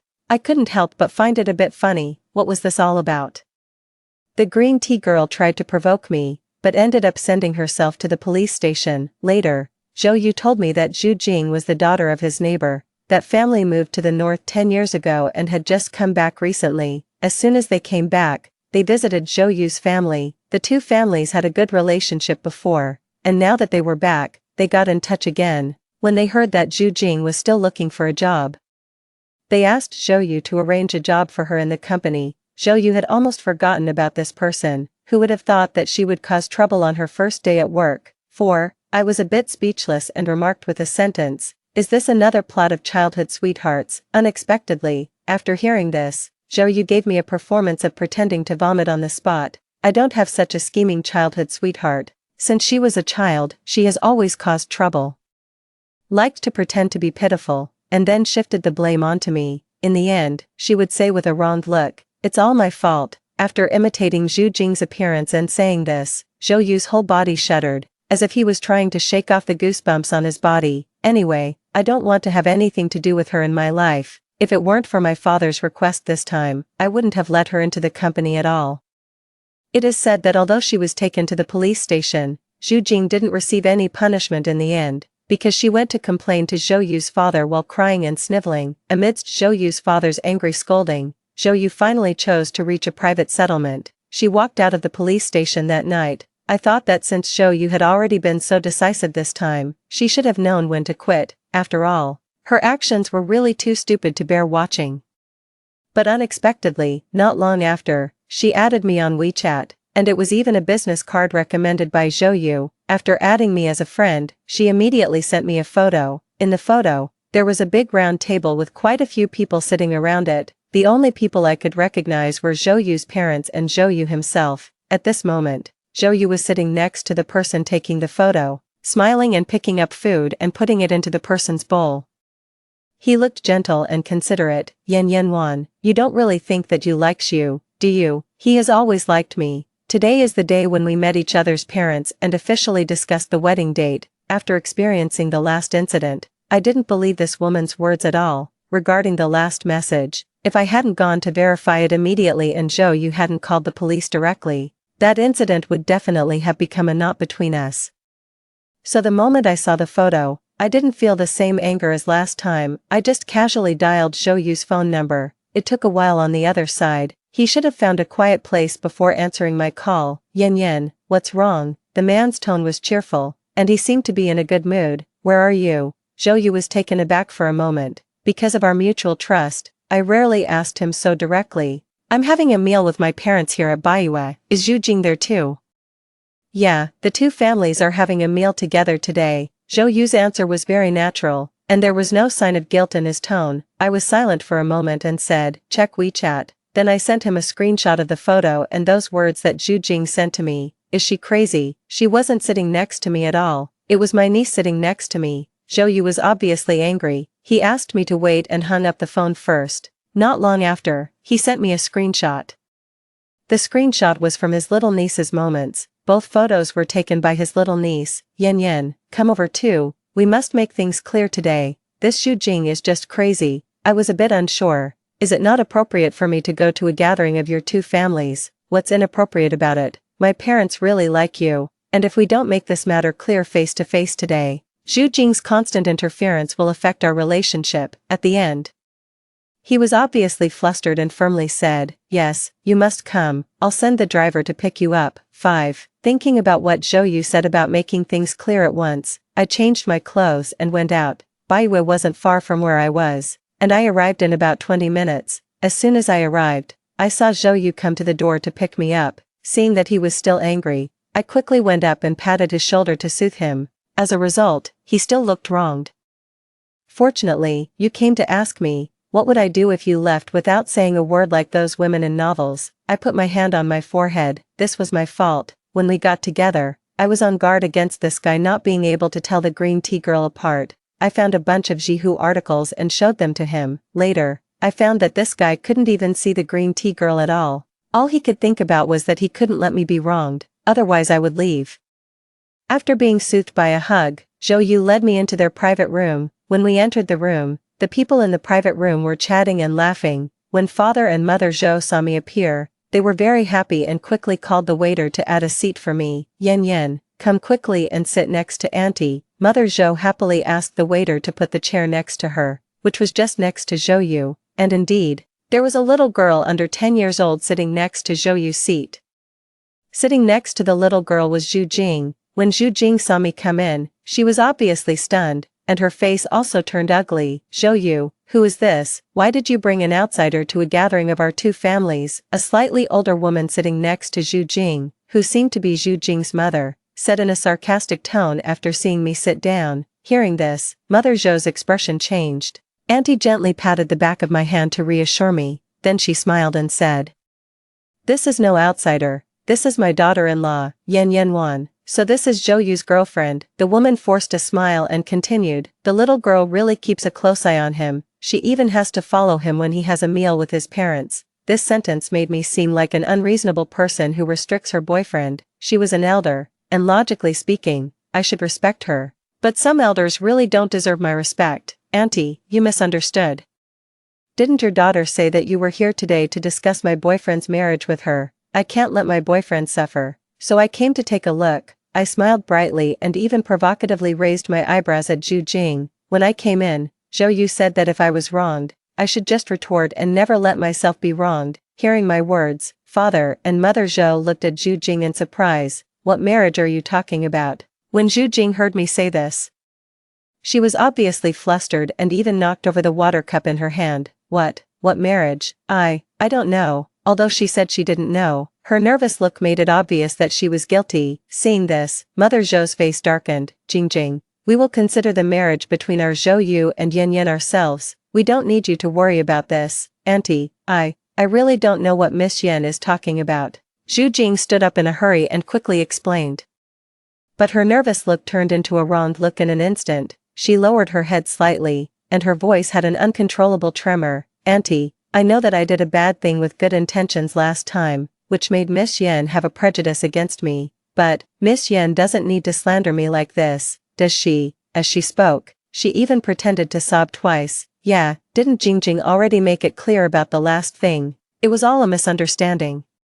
She just worried that Zhou Yu was too much of a straight man and didn't know how to keep a distance from other women, which would make his girlfriend angry, so she did that. Zhu Jing's mother quickly went up and hugged Zhu Jing into her arms, and then gave me a fierce glare. Miss Yan, it's already bad enough that you came uninvited. What do you mean by targeting our Jing like this as soon as you come? Jing grew up with Zhou Yu since she was a child.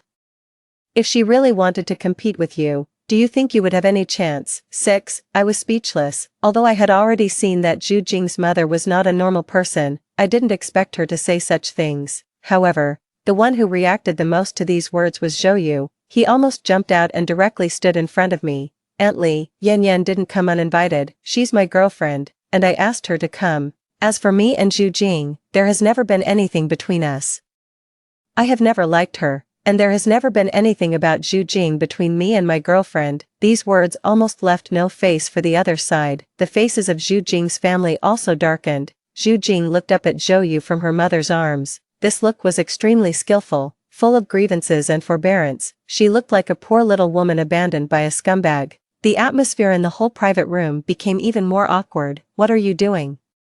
Why are you making a scene when we're all sitting here having a meal? Zhu Jing's father quickly stood up and pressed Zhu Jing and his wife back into their seats. Then he said, since we're getting together, we should be happy. There's no need to make things unpleasant, right? As he spoke, he raised his wine glass and wanted to clink glasses with Father Zhou. Father Zhou hadn't said a word, but judging from his expression, he was also unhappy.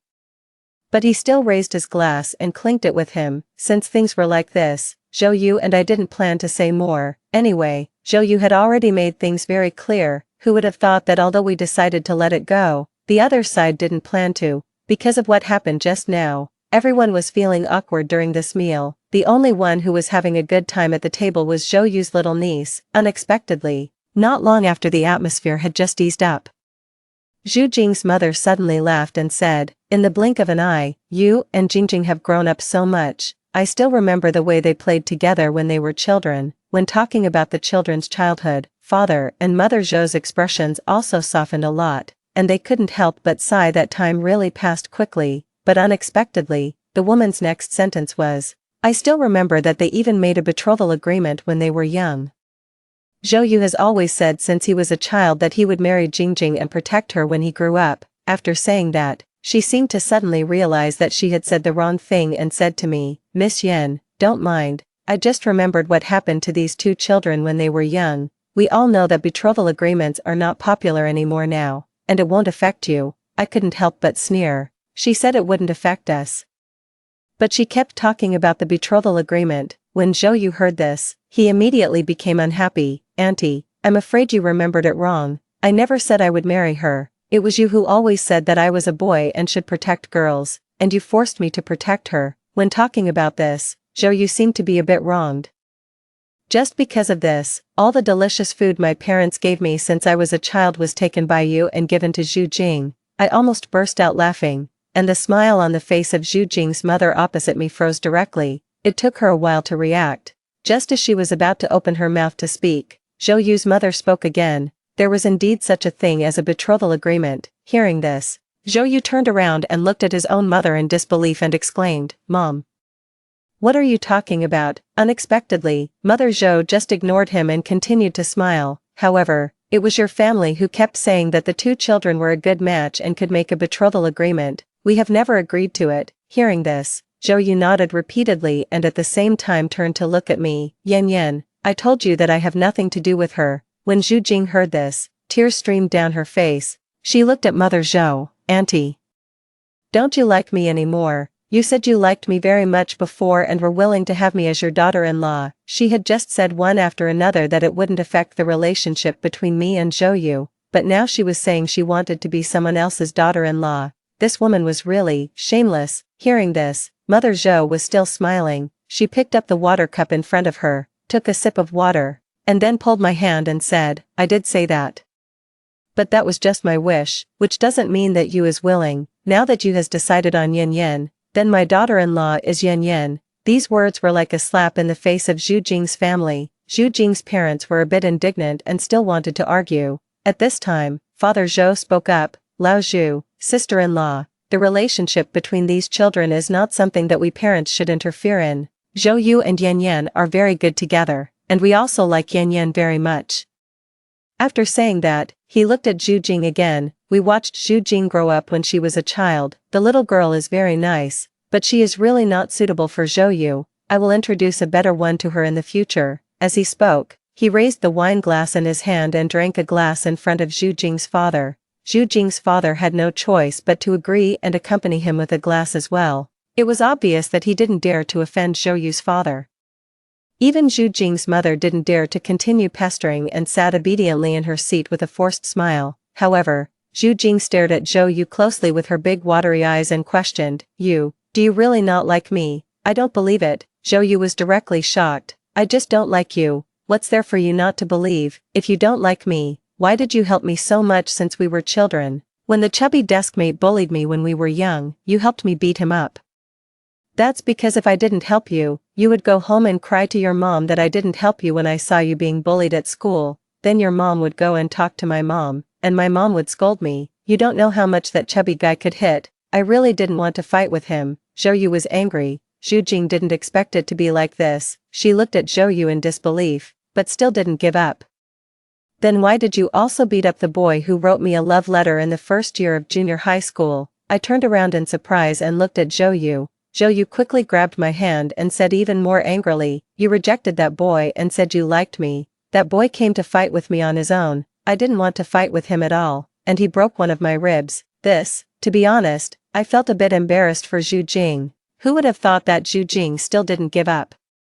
Then why did you arrange for me to join your company without saying a word when I came back this time and even made me your assistant? I heard that I'm the only assistant who was parachuted into your company." Zhou Yu directly put his hand on his forehead. "That's because you went to tell my dad that you hadn't found a suitable job yet, and my dad was kind enough to let you into my company, and you're not my assistant. You're the assistant to the general assistant.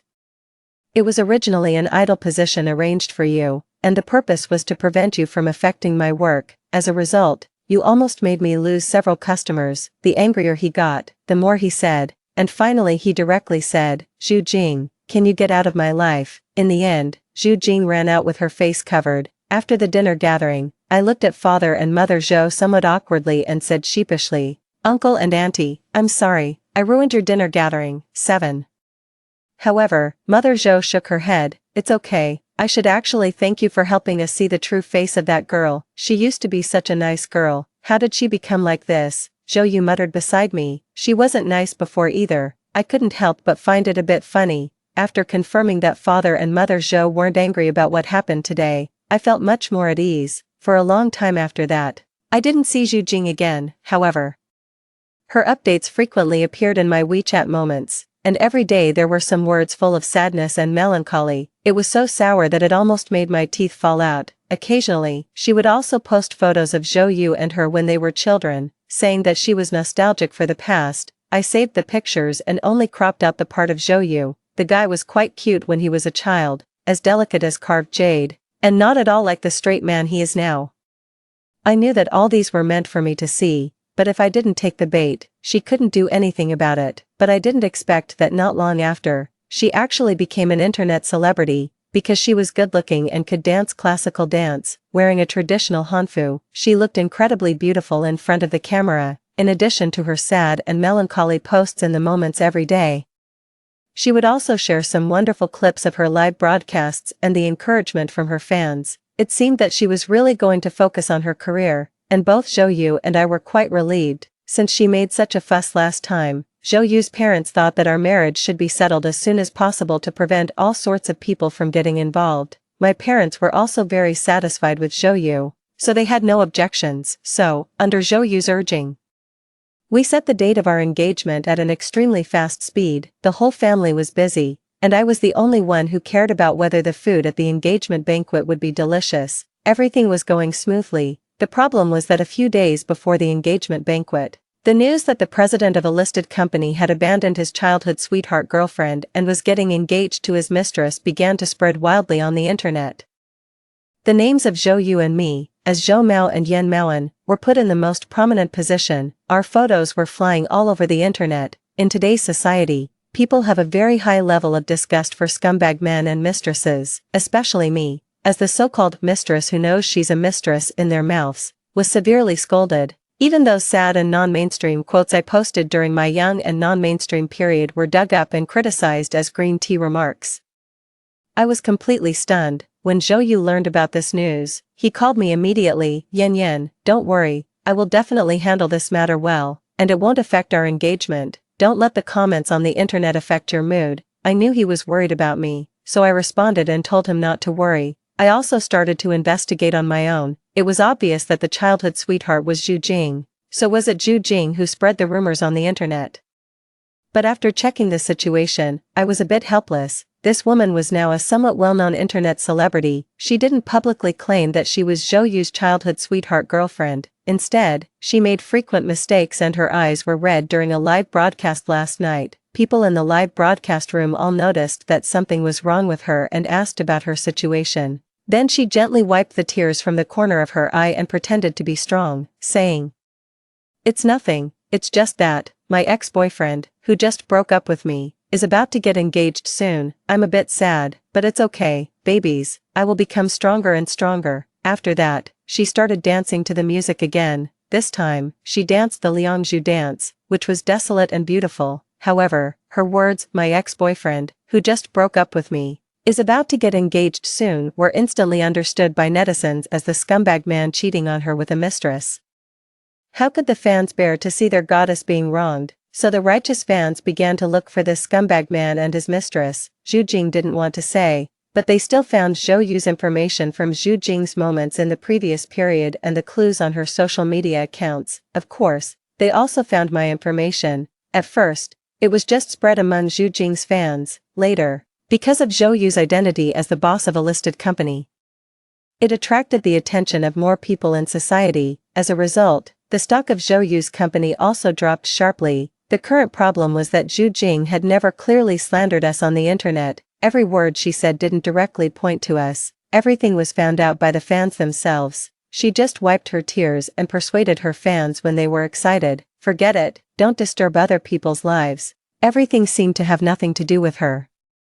This also made it very difficult for us to directly take legal action against her. So this problem was really not easy to solve this time. 8. Zhou Yu first issued a clarification notice with the company's account, but it had no effect at all. Netizens only believed what they wanted to believe. Recently, seeing Zhou Yu so overwhelmed and still having to care about my situation and taking time to accompany me made me feel a bit sympathetic. Moreover, the company was something that Zhou Yu had worked so hard to build up. He must feel very bad because of this situation. However, things took a turn for the better soon. Someone released the video of us having a meal in the private room at Baiyue. The video was a bit shaky, but it was clear enough to identify the people speaking. In the video, Zhou Yu clearly said that he had never liked Zhu Jing, and the green tea words of Zhu Jing and her mother disgusted a large number of netizens.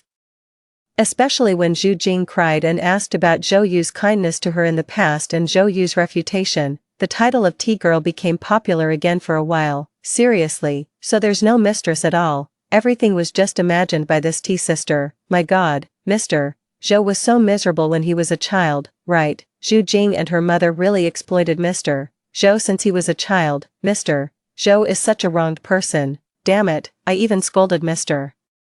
Zhou and his girlfriend severely because of Zhu Jing's crying before. You can tell from the video that the T-sister was constantly provoking Mr. Zhou's girlfriend, saying that the dinner gathering was about discussing marriage. The T-sister is really shameless. For a while, Zhu Jing was widely condemned on the internet. Her comment section was completely overwhelmed. She was so scared that she deleted several videos of her playing the victim and set it to only allow her own comments.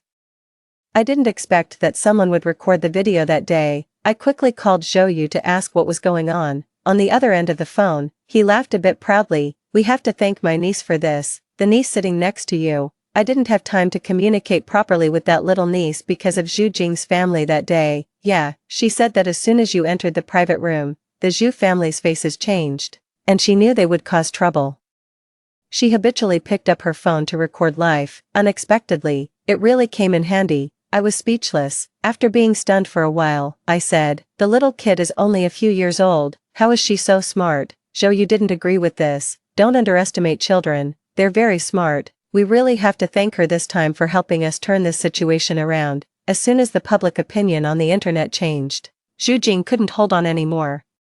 She tried to find people to lower the trending topics, but the popularity of the green tea's downfall was too high and couldn't be reduced at all. I heard that her father personally went to Zhou Yu's house to apologize, but was driven out by Father Zhou. Father Zhou pointed at his nose and angrily cursed. "Zhu, do you really think I'm a fool? For the sake of our old relationship, when you said you wanted to come back and develop, I helped you so much. Is this how your family treats my son?" Zhu Jing's father wanted to explain, but he only got the word "get out." I didn't expect that in desperation, she would actually come to me in the end. She invited me to meet at a coffee shop, thinking that there should always be an end to this. I went. In the coffee shop, the woman looked haggard, but she was still so beautiful that it made people feel sorry for her. "I'm sorry about the things on the internet. I'm apologizing to you." As soon as I sat down, she stood up and bowed to me. Her eyes were slightly red, looking as if she was sincerely admitting her mistake. I smiled but didn't say anything. Without getting a response from me, she stood there awkwardly for a while before sitting down on her own. "I asked you out today to apologize to you. Besides, I just don't want you to be deceived. Do you really believe what Zhou Yu said, that he has never had anything to do with me?" As she spoke, she took out a bunch of photos, all of which I had never seen before. In the photos, 2 children were holding hands and smiling brightly at the camera. There was even a photo where the little girl leaned over and kissed the little boy on the cheek, and both of them were smiling. "I didn't release these photos because I didn't want to hurt you. You should be able to see how close our relationship was in the photos. It's just that he doesn't admit it now." Zhu Jing looked downcast and extremely sad. I flipped through all the photos. The more I looked, the angrier I got. All of them were intimate actions between the two of them when they were children. Finally, I couldn't help but throw the photos on the table. "Zhu Jing, do you think I'm stupid?" Zhu Jing looked up at me in shock, seemingly not expecting me to say that.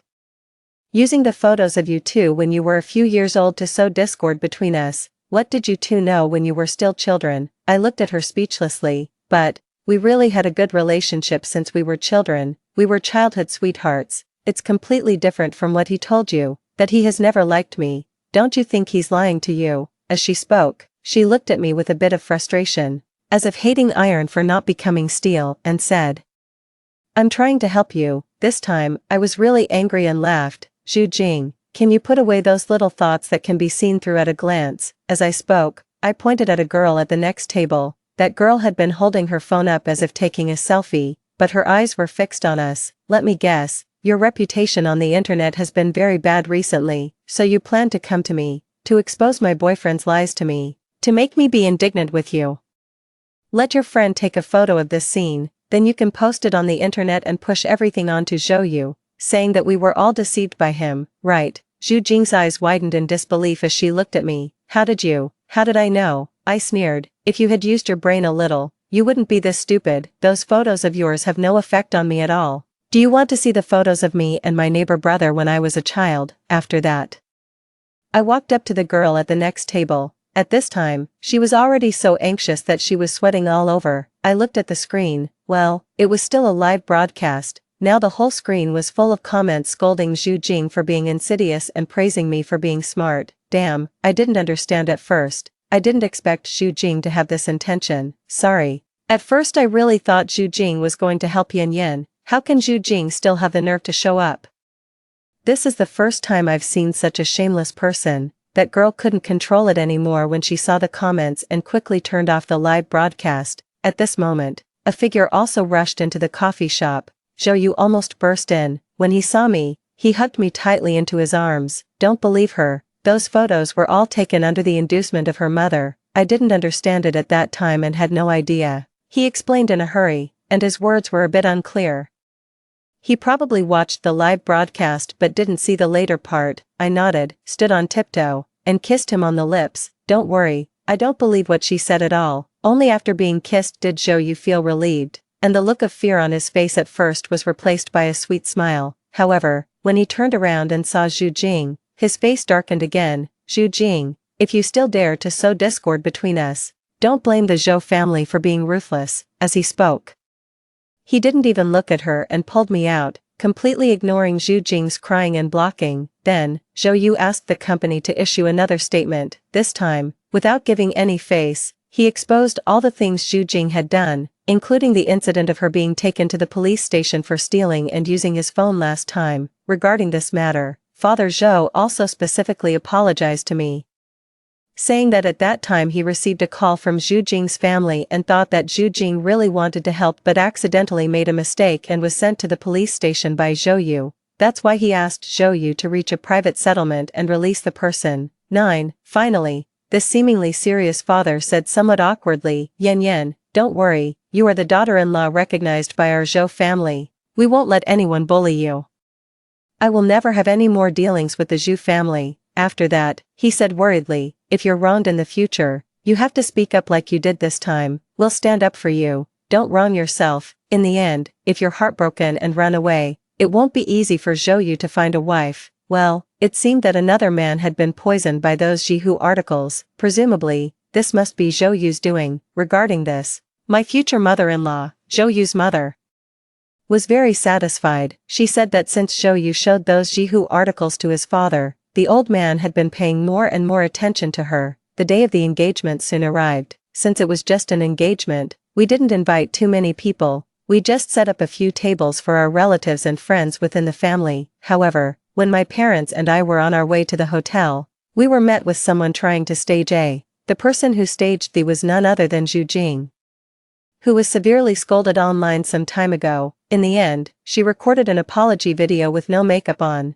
but I didn't even bother to watch it. Instead, I saw many people saying that her apology was as fake as a delicate flower, and she didn't realize her mistake at all. She just kept shifting the blame to Zhou Yu, saying that Zhou Yu had made her misunderstand. In the end, she was so scolded that she directly quit the internet, but I never expected that she would appear in front of my car.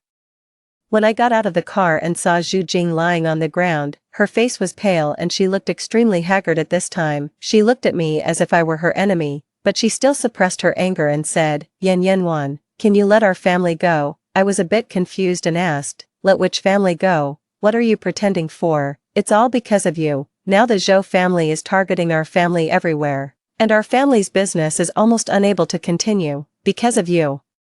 Our family is almost bankrupt. How can you be so heartless? She cried very sadly. This time, there was no longer the previous delicate and tearful look. Instead, her face was covered with snot and tears. It attracted the attention of people around, and some even picked up their phones to film. She looked as if she had been hit by me.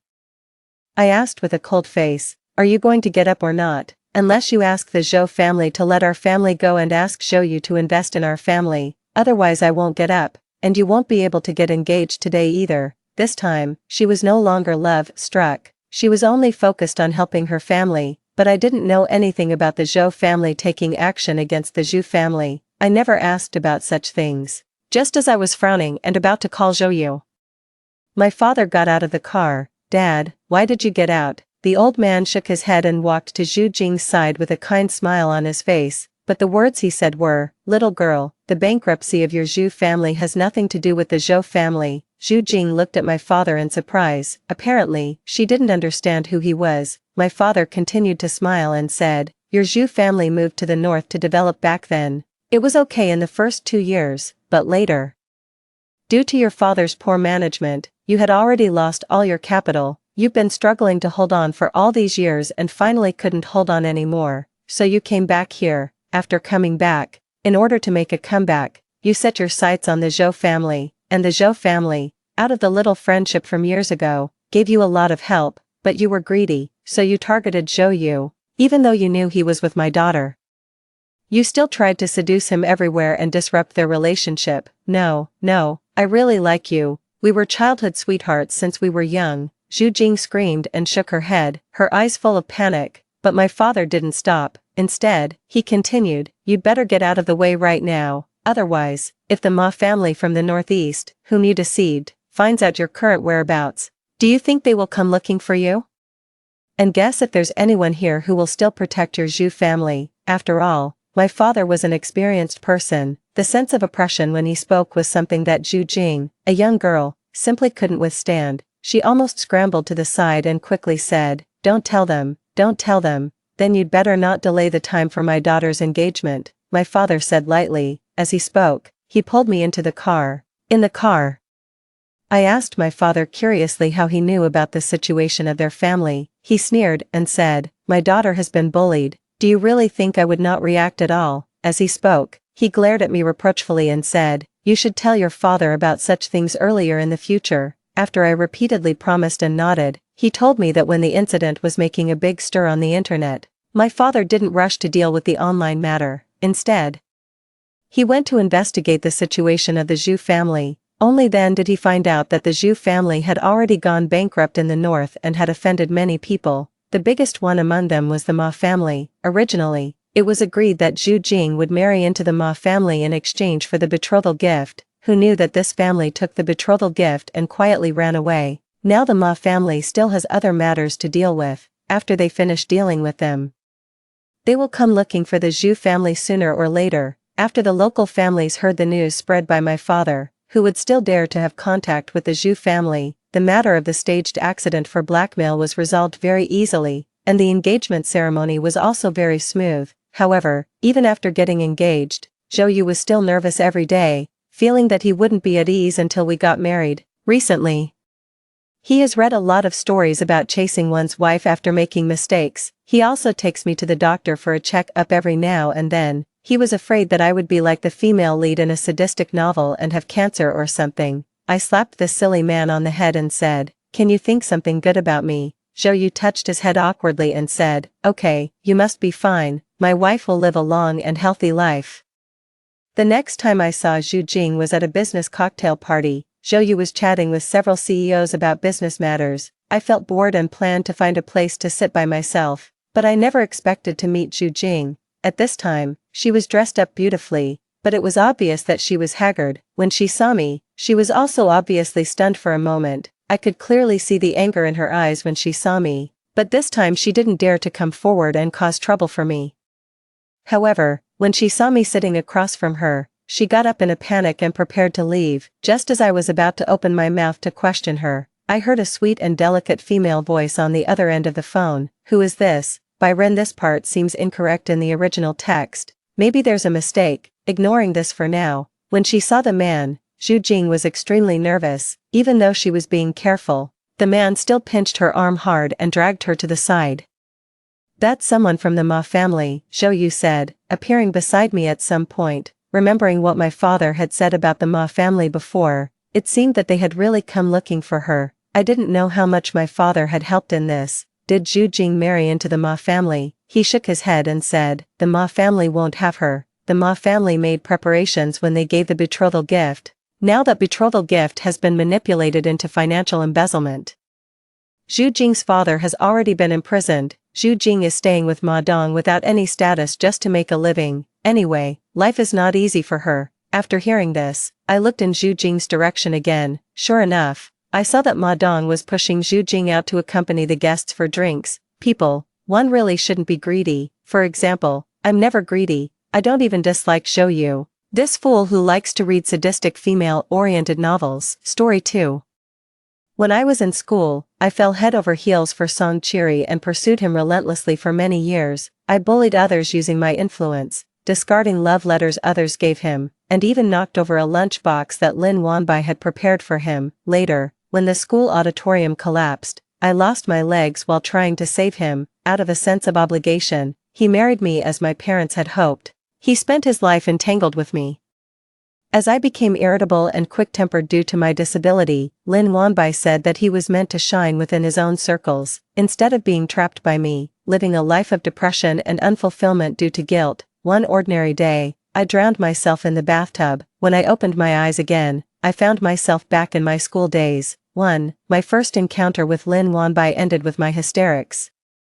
She didn't say much, just calmly asked me to let go of Song Chiri. Perhaps it was the words let go that triggered me. It made me drop all pretenses and become truly unreasonable. Emotions came swiftly and did not leave just as quickly. When I had managed to compose myself and returned, Song Chiri had already prepared dinner. As soon as I exited the elevator, I could smell the delicious aroma of the plum-flavored spare ribs I liked. "Where have you been? Are you hungry?" He came over to push my wheelchair, tenderly fixing the messy hair by my ear as he crouched down. I grabbed his hand, slightly annoyed. "What's wrong?" he asked gently. "Are you tired, my love?" "When did it happen?" I asked sternly. Song Chiri frowned, puzzled. "When did you meet Lin Wanbai?" "The day before yesterday, while shopping. It was just a coincidence." I furiously slapped his hand, the pain resonating in my own. I knew it. I knew the old flames were rekindled. "Planning to be together forever. You despise me now, don't you? You don't want to be with me anymore, right?" Song Chiri patiently bent down, though his eyes couldn't hide his fatigue. Don't think like that. There's nothing between her and me." I couldn't listen. My mind was a chaotic mess. Strange, noisy voices buzzed in my ears, their words indistinct. I felt extremely irritable, so I lashed out at him. "Get out. Just get out." Song Chiri's eyes reddened as he let me vent my frenzy. When I tired out, he brought my hand close to his face.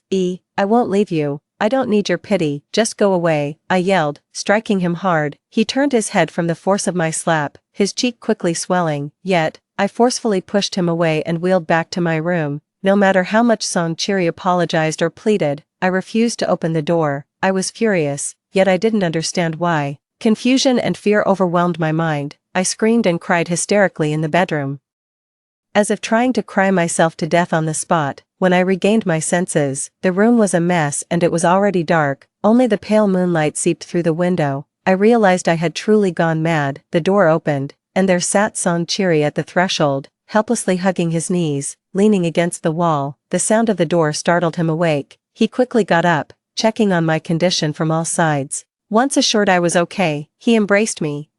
"I know you're feeling uneasy, but you must believe, no matter what, that I love you." The light in the hallway was harsh, making my eyes sting. I held Song Chiri in my arms, my hand buried in his hair. In the light, I noticed the slight graying at his temples. A swelling feeling overcame my heart. I realized it had been a long time since I had looked closely at Song Chiri's face, so I cradled his face in my hands and studied it carefully. His eyes were swollen and red, yet his gaze was tender and affectionate. His smile, however, was heartbreakingly sad. Lin Wanbai was right. He should have pursued everything he loved. He should have had a vast future ahead, instead of being trapped in this small place because of me. "I'm sorry." I heard my voice tremble, unable to hold back the tears any longer. I sobbed breathlessly. Song Chiri pressed his lips close to mine, silencing all my apologies. He kissed away my tears, whispering repeatedly in my ear, You don't need to be sorry, I love you, too." I knew I could fall apart at any moment, because these crazy days often unfolded between me and Song Chiri. Taking advantage of a lucid moment, I consulted a lawyer and made a will. After taking care of these matters, I felt a great relief. It was as if a stone weighing on my heart had been lifted. Seeing my condition improve, Song Chiri's spirits lifted as well. He took me to the seaside, at the roaring shore. He loudly declared his wish to be with me forever. He took me on a cable car to watch the sunrise. As the sunlight bathed the earth, he kissed me repeatedly, declaring his love. But those sweet words pierced my heart like a knife. Then, on an ordinary day, I said I wanted to eat plum spare ribs. He originally wanted to go out with me, but I stubbornly stayed in bed, saying I didn't want to move. Before he left, he repeatedly promised to come home early. I smiled and kissed his cheek, waving at him, "Be safe." Watching from the window as he waved back and drove away, I couldn't hold back my tears any longer. I repeatedly slapped my legs. Despair, collapse. After calming down, the world was dead silent. I turned my gaze to the bathroom and then crawled into the bathtub. This simple action exhausted all my strength. Lying in the bathtub, I was spent and could only gasp for air with my mouth open. I laughed looking at the ceiling. The warm water from the shower had randomly splashed on my face. I remembered the first time I met Song Chiri. It was a cliché scene from a romantic drama, a rainy day without an umbrella. He entered my heart with an umbrella and his gentle words, and I trapped him with persistence and a life-saving debt for over a decade. It was time to return him to the sea of people, so, like a fish, I plunged into the water, swimming towards the deep sea. From then on, both he and I were free. In my hand was a pink Hello Kitty lunchbox. Surrounding me were jeers and noise. The boy in front of me still looked as green as he did in my memories, his face flushed with embarrassment. Catching sight of my unharmed legs, I momentarily lost focus. Then, my legs gave way, and I awkwardly fell to the ground. Food scattered everywhere, and the jeering grew louder. "Sui, what are you doing?" Lin Wanbai pushed through the crowd, her gaze on me not too friendly. Seeing the lunchbox she gave me knocked over, her eyes reddened with anger. "Sui, what's the point? How long do you plan to keep this up?" I touched my leg and fiercely pinched it. It hurt. Tears of excitement were the first to spill over. The noisy crowd quieted down for a moment. "Don't think that crying makes you right." I quickly scrambled up from the ground, clumsily cleaning up the aftermath. Amidst the murmurs of the crowd, I picked up all the love letters from the trash can. After cleaning them, I neatly placed them on Song Chi's desk. Then, I gathered all the snacks from my locker and stuffed them into Song Chi's arms. I bowed deeply to Lin Wanbai and Song Chi, saying, "I'm sorry." After a physics class, I came to terms with the fact that I had been reborn. Perhaps out of excitement, I cried for the entire class. The old man, looking through his thick glasses, gave me a puzzled look. "Sui, why are you crying? Is it that difficult?" Looking at my test paper, covered in red crosses and scored in single digits, my voice choked. "Teacher, physics is really hard." "Then you better switch to the humanities soon." The class burst into laughter. The old man, frustrated yet caring, pointed at everyone. "Laugh, you still dare to laugh? Just look at your own scores." Just then, Song Chi finished his questions and interrupted the old man's rant. The old man glanced at his solution, smiled, and nodded. "Look, everyone, look." Then he patted Song Chi. "Song, study hard. You have hope in the competition this year." "Sui, ask Song Chi if there's something you don't understand." I glanced at the taciturn boy and quickly lowered my head. After evening self-study, I ran frantically out of the school gate. My untrained legs were a bit unsteady. Lin Wanbai quickly caught up to me, blocking me at the school gate. "Sui, don't go too far." I turned around. "What? Song Chi doesn't like you at all. Do you know how annoying you are?" "I know." I tugged at my strap, feeling a bit guilty. "I'm sorry to him." Lin Wanbai paused for a moment, her prepared argument stuck in her throat. I bit my lip, stepped forward, took her hand sincerely. "I wish you happiness." Lin Wanbai frowned. "What? I know you like him. Go for it. Work hard." Her face turned pale and then red, embarrassed by her feelings being exposed. "You?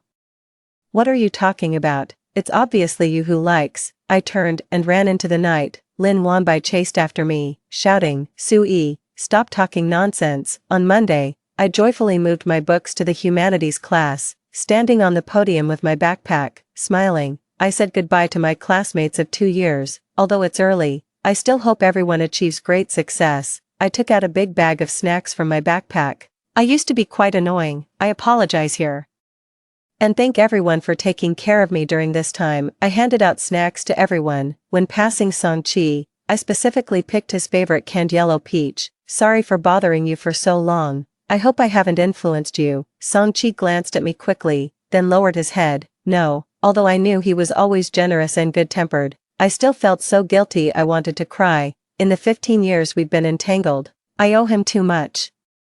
It wasn't just my own legs that were trapped, but fortunately, everything was still salvageable. It was still possible to make amends, and also possible to give him back the life he deserved. 7. The person blocking me turned out to be Song Chi. At the entrance of the milk tea shop, I was relishing my roasted cold noodles. He stood silently beside me, taking the milk tea from the clerk on my behalf. "What's up?" Song Chi clumsily hung the milk tea on my fingers and pulled out a thick notebook from his backpack. "This is a compilation of frequently tested math problems." The look in his eyes was cautious, almost probing. One hand held the notebook, The other nervously gripped the strap of his backpack. The dim yellow light shone on his head. "Why are you giving this to me?" I finally managed to swallow the last of my noodles before he could speak. I stepped forward nonchalantly, looked up, and grinned. "You don't happen to like me, do you?" The boy's face turned bright red, like a cooked shrimp. He blinked frantically, shifting his gaze away, unwilling to look at me anymore. A moment later, he seemed a bit angry, his eyebrows furrowed tightly. He slapped the notebook against me, lowering his voice. "I'm just thankful for the snacks, and besides, Sui, we should prioritize our studies right now. Throughout the years we lived together, I rarely saw Songchili this flustered." It seemed like my endless mischief and madness had gradually smoothed the edges of his youth. Maybe he was going mad too, but while I could still voice my sickness and madness, he could only keep silent in those desperate years, preserving my ridiculous pride. A pang of pain struck my heart, but I laughed. "Haha, you took that seriously." His expression froze. He looked at me, puzzled for a moment. "Sui, sometimes you're quite cruel." This time, it was my turn to be silent. I had indeed cruelly clipped the wings of an eagle meant to soar, confining it to a tiny world. I was indeed very cruel. When I looked up again, Songchili had already walked away with his backpack, disappearing into the moonlight, his shadow elongated under the streetlights, growing more distant. Suddenly, I felt an urge to cry. 8. After my numerous hints, the principal noticed the risk in the auditorium. The school closed the auditorium and planned renovations during the holiday. With this major worry resolved, I could finally breathe a sigh of relief. During this period, Songchili represented the school in the provincial physics competition. Just like in my previous life, he placed in the top 3 and qualified for the national competition. I saw him when I went to the office to hand in homework. The old man, excited, patted his shoulder, impressed by the promising youth. "Give the national competition a shot. You might even get a direct admission." The old man took off his glasses, wiping away tears of excitement. Songchili remained as composed as ever, his face betraying little emotion. Seeing me pass by, the old man called out, "Sui, you should learn more from Xiaosong." I flashed a toothy smile. "Sure, teacher." Songchili looked up at me. I responded with a smile. "If we rise in fortune, let's not forget each other." He looked slightly embarrassed but nodded in the end. 9.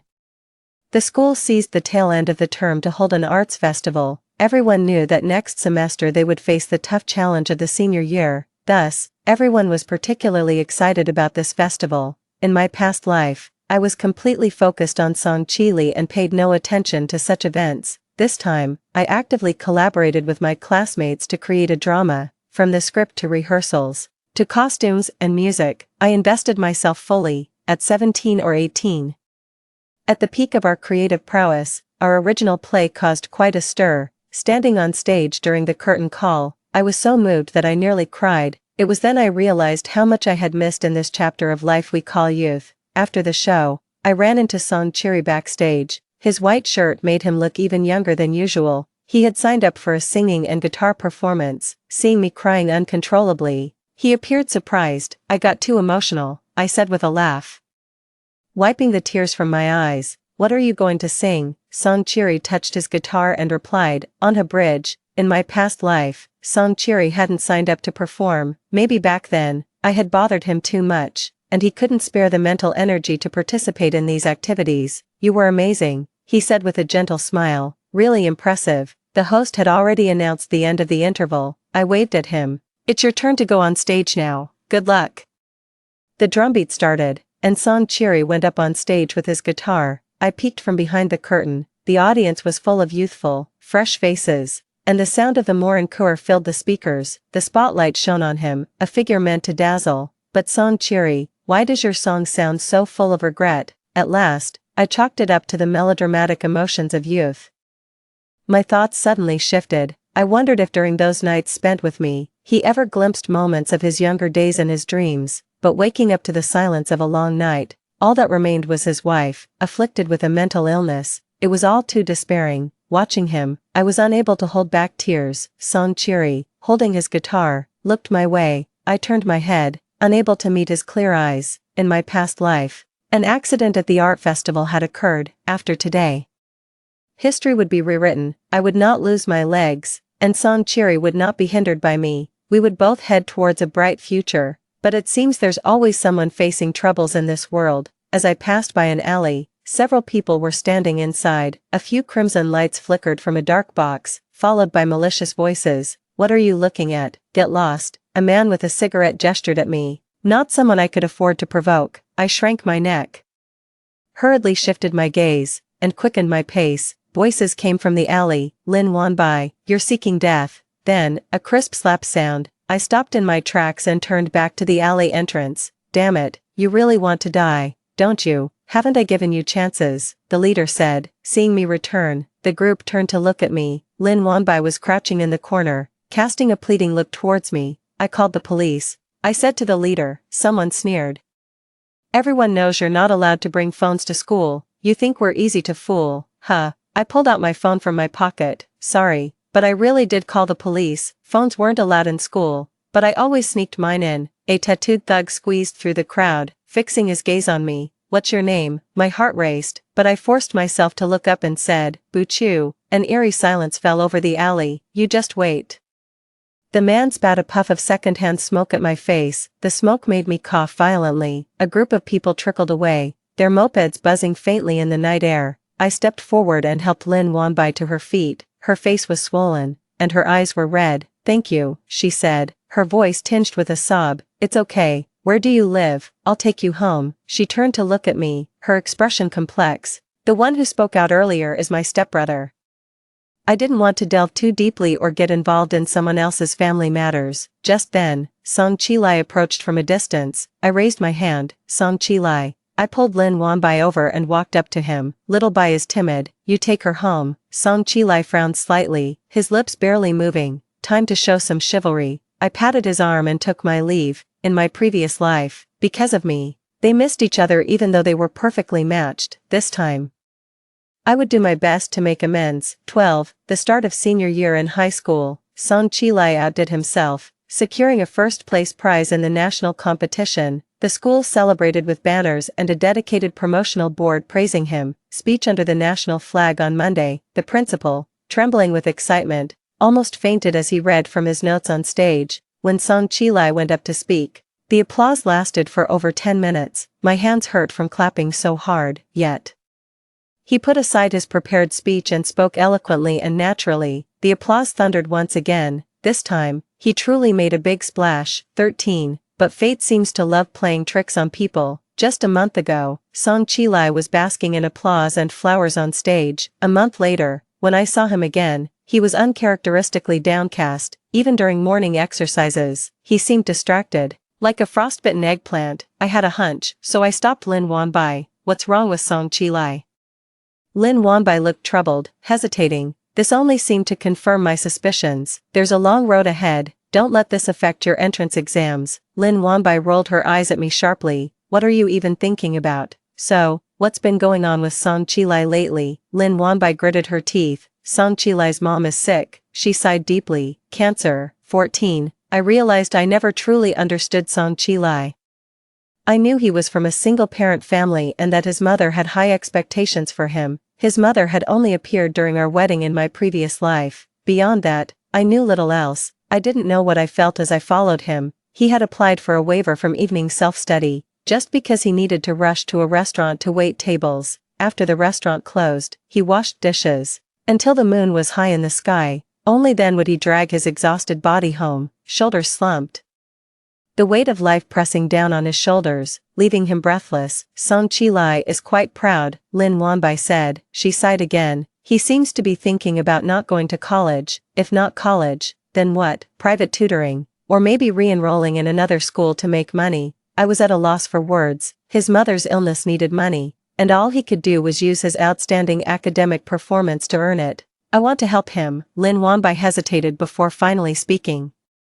"Sui, maybe he doesn't want your help." 15. It seemed like at this age, everyone liked to be obstinate. Lin Wanbai was no exception. Song Chiri is like that. Lin Wanbai's older stepbrother is the same. This time he came alone, riding a glowing ghost bike. The strange honking surrounded me. Oddly enough, though he was the one honking, I was the one who felt embarrassed. "Sui, I now know your name." He spoke with a cigarette dangling from his lips, his casual demeanor begging for a punch.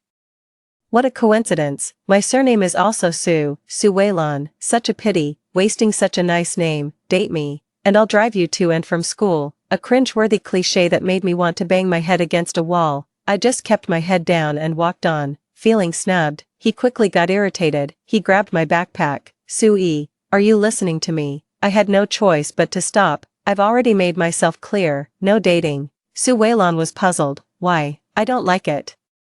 What about me don't you like? I can change. I don't like smokers, people with tattoos, those who don't study properly, and those who wander around on a ghost bike all day. Sue Waylon shook his hair and flashed a confident smile. Sue, I don't like your excuses. Moreover, cornering a girl in an alley and bullying her is utterly tasteless. Sue Waylon's expression changed. He threw away his cigarette and stomped on it fiercely. He pointed at me. Sue, well done.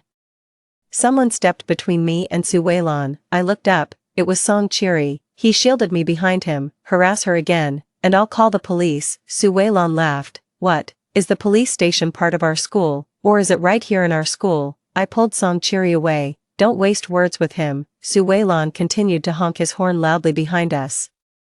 Sue, I'm going to pursue you. How embarrassing. We walked a long way before I finally let go of his hand. You finally showed up. I looked up at him. Don't worry about your mom's situation. I'll figure something out. Song Chiri suddenly turned pale. Just focus on your studies, especially your beloved physics. You don't need to worry about anything else. I patted my chest. Leave the rest to me. Song Chiri's head was bowed. After a while, he looked up with red eyes and tear-filled. Sue.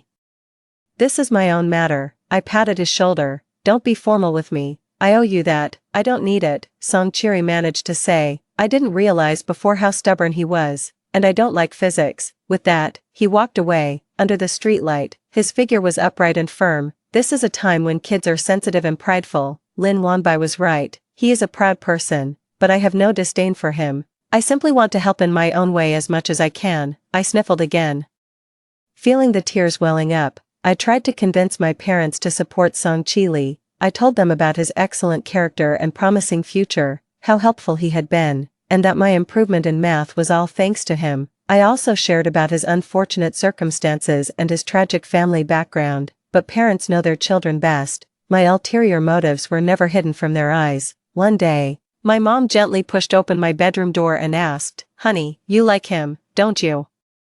I nodded honestly. "Mom, please help him." She stroked my head, her words left unspoken. My parents decided to sponsor Song Chili in the name of their company. They took care of his mother's ongoing medical expenses and his future tuition and living costs. I thought this would at least ease his burden, but he became even more reserved. Even when I saw him during exercise, he quickly turned his head away. Perhaps it was his pride, that's what I thought. The college entrance exam was looming, and I had no time to dwell on these thoughts. Even with a second chance at life, I was still terrified of the exams. In my past life, I was nearly driven insane. I had almost forgotten everything, not just the exam questions. After the motivational assembly, it was an endless cycle of tests every 3 days. The papers were handed out and collected before we could even thoroughly go over the mistakes. Dark circles and acne plagued my face from the stress, despite being exhausted every day.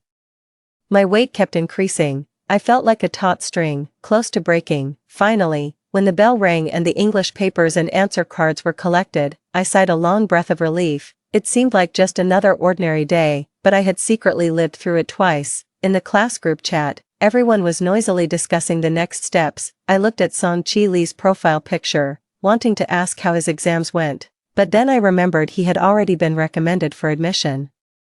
The graduation ceremony was held at the stadium. The principal had rented the venue and even set up a temporary stage. It took me a while to find Song Chi-Li. He and Lin Wanbai were sitting towards the back, quietly watching the performance on stage. During one of the acts, someone took the opportunity to confess their feelings, eliciting cheers and screams from the crowd, a signature of youth. Lin Wanbai's cheeks were slightly flushed as she looked at the person next to her. My step faltered, and I froze in place. Everything should stop here. I should let him live his life fully, watch him shine and soar. That's the life he deserved. So I turned around and walked towards the back of the stage where there was a large empty space with few people. Finally, I had a moment to think about my own future. Sue, a familiar, cool voice stopped me. My body stiffened, and my face inexplicably heated up. The June wind was warm as it hit my skin. Song Chi-Li stood at a distance. "Thank you."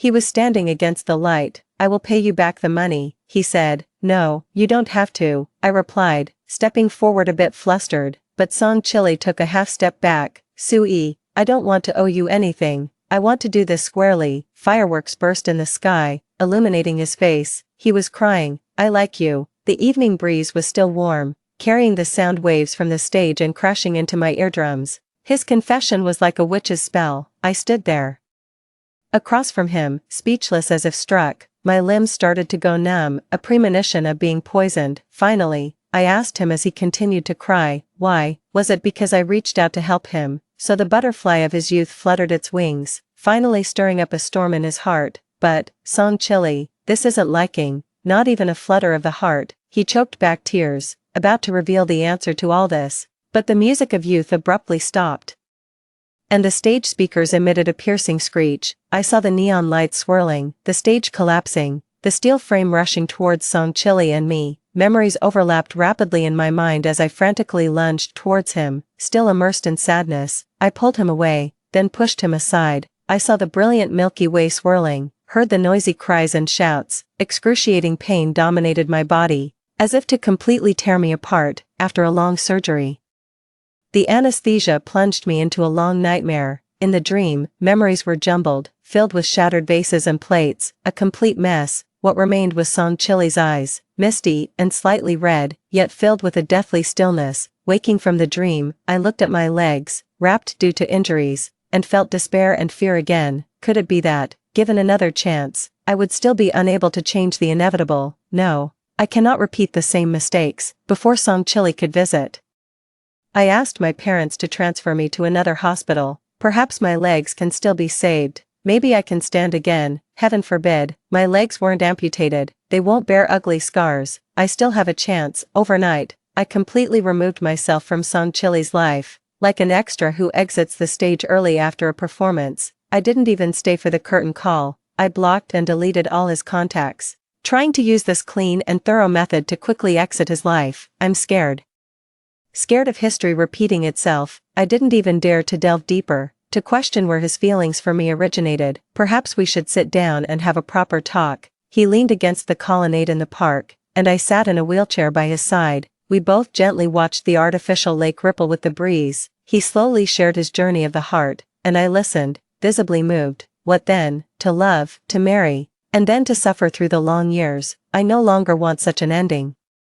I fear I can't let go, and then fall back in, so I can only escape, stay away. The moment before I blocked him, my still nimble fingers danced on the keyboard, weaving a 5-word lie for him. I don't like you. I managed to save my legs, but just barely. They're still part of me, yet they lack the strength even to support me standing up. The doctor mentioned there's a hope I could stand again, but it's a faint hope. My mom was wiping her tears in my dad's arms, whereas I actually found myself smiling. Mom plans to send me abroad, to change the environment and also to seek treatment for my legs. On the day we were handling the arrangements, I quietly packed the things I wanted to take with me. I didn't manage to get much out before visitors came to see me. Lin Wanbai and her stepbrother Su Weilan were among them. To avoid Song Chili, I had been staying at my grandmother's house after being discharged from the hospital. I'm not sure how the two of them found this place. Grandma warmly welcomed them in and invited them to sit in the courtyard. When I appeared at the living room doorway in my wheelchair, Su Weilan stood up quickly.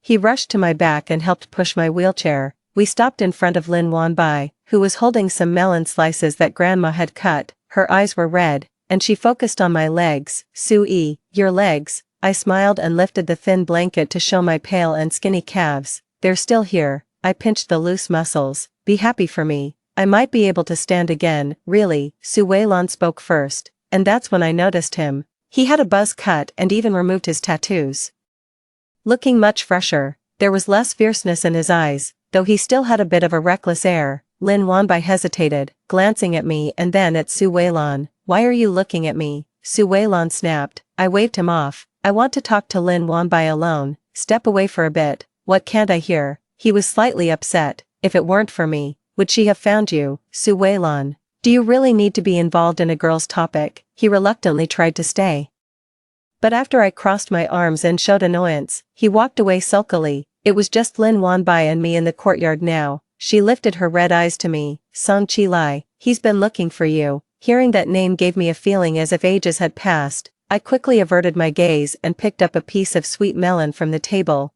What does he want with me? Sue, can't you see that he likes you? The melon that tasted so sweet yesterday now seemed utterly bland. I bit into it harshly. What are you trying to say? Weren't you fond of him before? Why are you avoiding him now? I don't like him. It was just for fun back then. I quickly finished the melon and wiped my mouth as I looked at her. Besides, I'm going abroad soon. I'll be kissing foreign cheeks. She froze, her face turning pale. She opened her mouth to speak but eventually lowered her gaze. You applied to the same school as him, didn't you? Lin Wanbai nodded. I feigned ease. Perfect. Then you can pass on the message for me. Tell him not to look for me anymore. Consider any so-called favors as compensation for the times I played with him. So, all your pestering and clinging to him, that was just you playing with him. Yeah, I said unabashedly. I've had a privileged life since childhood, always getting whatever I wished for, whether it was the stars or the moon. He was so aloof back then, looking at me as if I were a dog. There's a song that goes, what you can't get always causes unrest. I smacked my lips and shook my head. Lin Wanbai, he and I are from different worlds, and I never imagined he'd be so dull as to say he likes me. It was me who idealized him. Once he came down from his pedestal, I suddenly found him utterly bland. Lin Wanbai's face turned red and then pale, as if performing a quick change act. Then why did you save him? Who doesn't want to be a hero? Besides, we've been classmates for so many years. And he was confessing his feelings for me at that moment. It would have been too pitiful to just watch indifferently. Lin Wanbai pulled out her phone from her bag. Did you hear that? It felt like a rush of blood to the crown of my head, tingling uncomfortably. Song Chi-lai, your affection is worthless to her. There was silence on the other end of the phone. Lin Wanbai hung up furiously. When she looked at me, she fought back tears but was smiling. I will win him over and be with him. Sue, you've missed out on a really great person. She then got up and left. I sat there, feeling as if my soul had been drained. Su Weilan came over, clueless, and grabbed some fruit. What kind of fruit is this? It's so sweet. Only the wind blew in response. What were you guys talking about? Did Lin Wanbai say something to you? I'll sort her out. I forced a smile. Su Weilan, that's your sister. He scoffed. I never considered her my sister. If it weren't for her and her mother, my father wouldn't have been so heartless. I didn't know the specifics of his family feud and had no right to judge. By the way, I'm going back to school, he said, grabbing another piece of fruit and smiling happily. With this change, can I pursue you now? No, why? I've changed everything you didn't like. Love doesn't work like that. There are not always clear reasons. He finished eating the fruit in frustration, his teeth gritted. I don't believe it. I will pursue you. Life on the other side of the ocean was barely manageable. I juggled between hospital visits and schoolwork, burdened by my feeble legs. By graduation, I could barely stand up from my wheelchair, first for 3 seconds, then 10, then half a minute. I excitedly video called my parents, miraculously standing up from my wheelchair. My mom opened her mouth in shock, and my dad quickly covered it to stifle her scream. I gasped for air, standing for 1 minute and 32 seconds.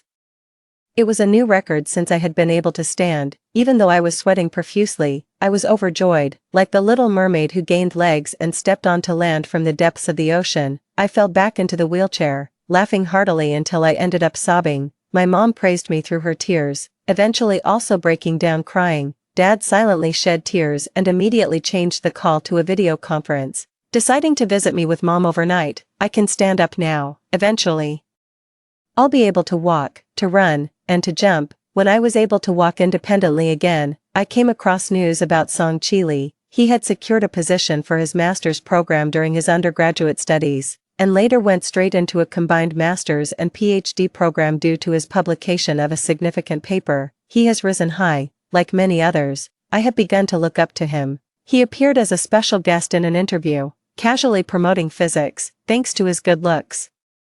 He sparked a heated online debate. So handsome, so aloof, playing with me is nothing like playing with a dog. Wishing I pass physics at the end of term. Pity he studies physics.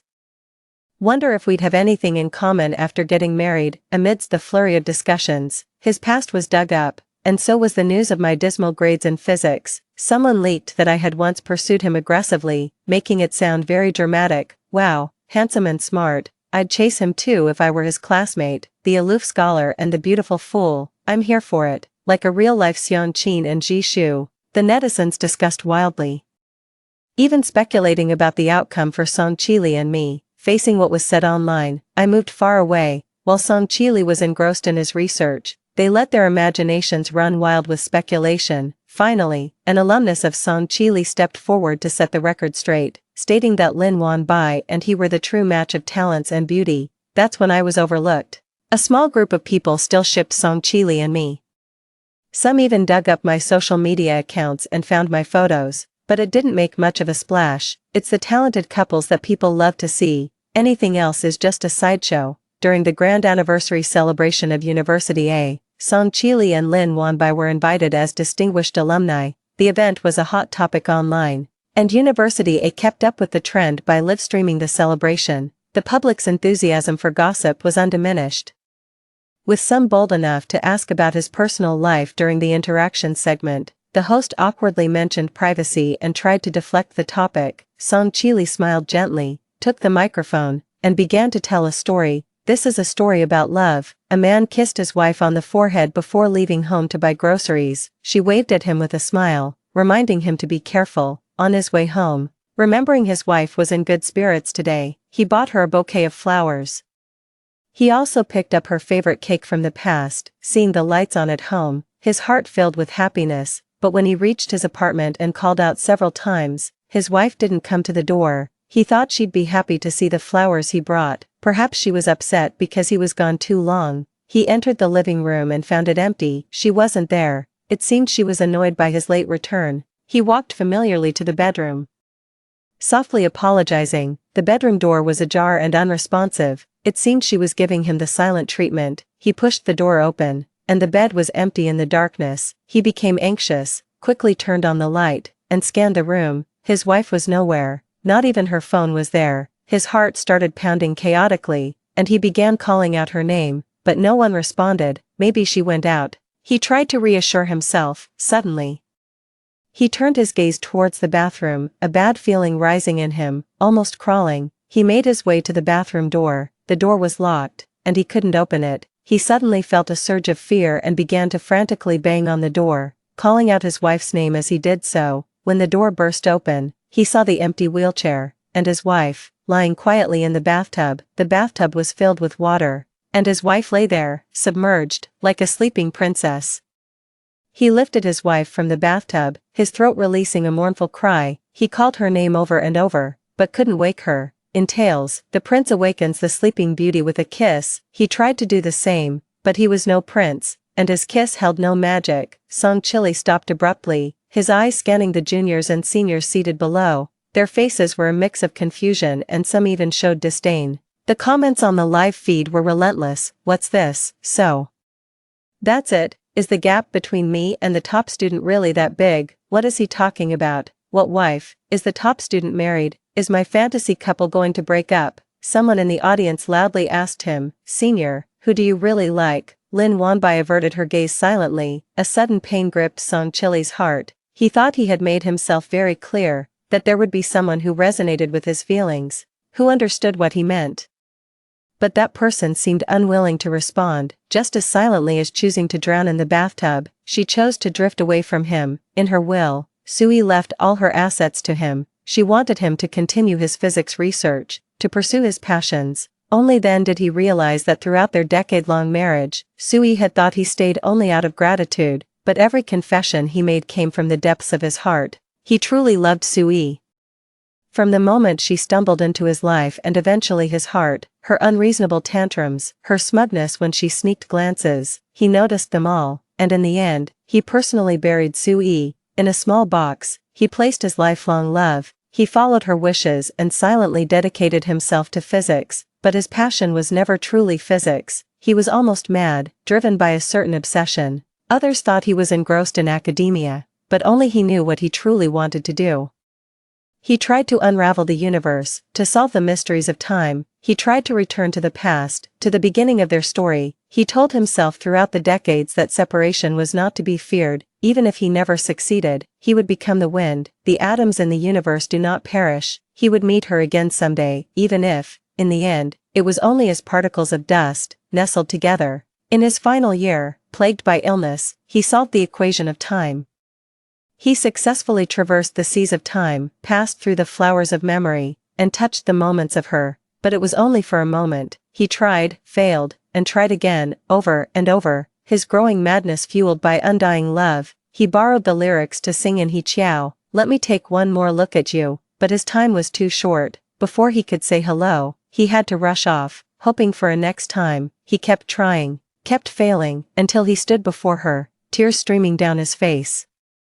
He said, I like you. After he spoke, he regretted it. He should have been bolder and said, I love you. He had so much to tell her, how his heart fluttered for her, how willingly he loved, how her pain hurt him, his decades of love and longing. But as the world spun, he was pulled back again, until his body withered. He approached the brink of death. He held their joint photograph and peacefully awaited death, but instead, he awoke once more. He had crossed the seas of time, plucked the flowers filled with longing. He had to find her, he had to express his overflowing love, to hold her hand tightly, never to let go again.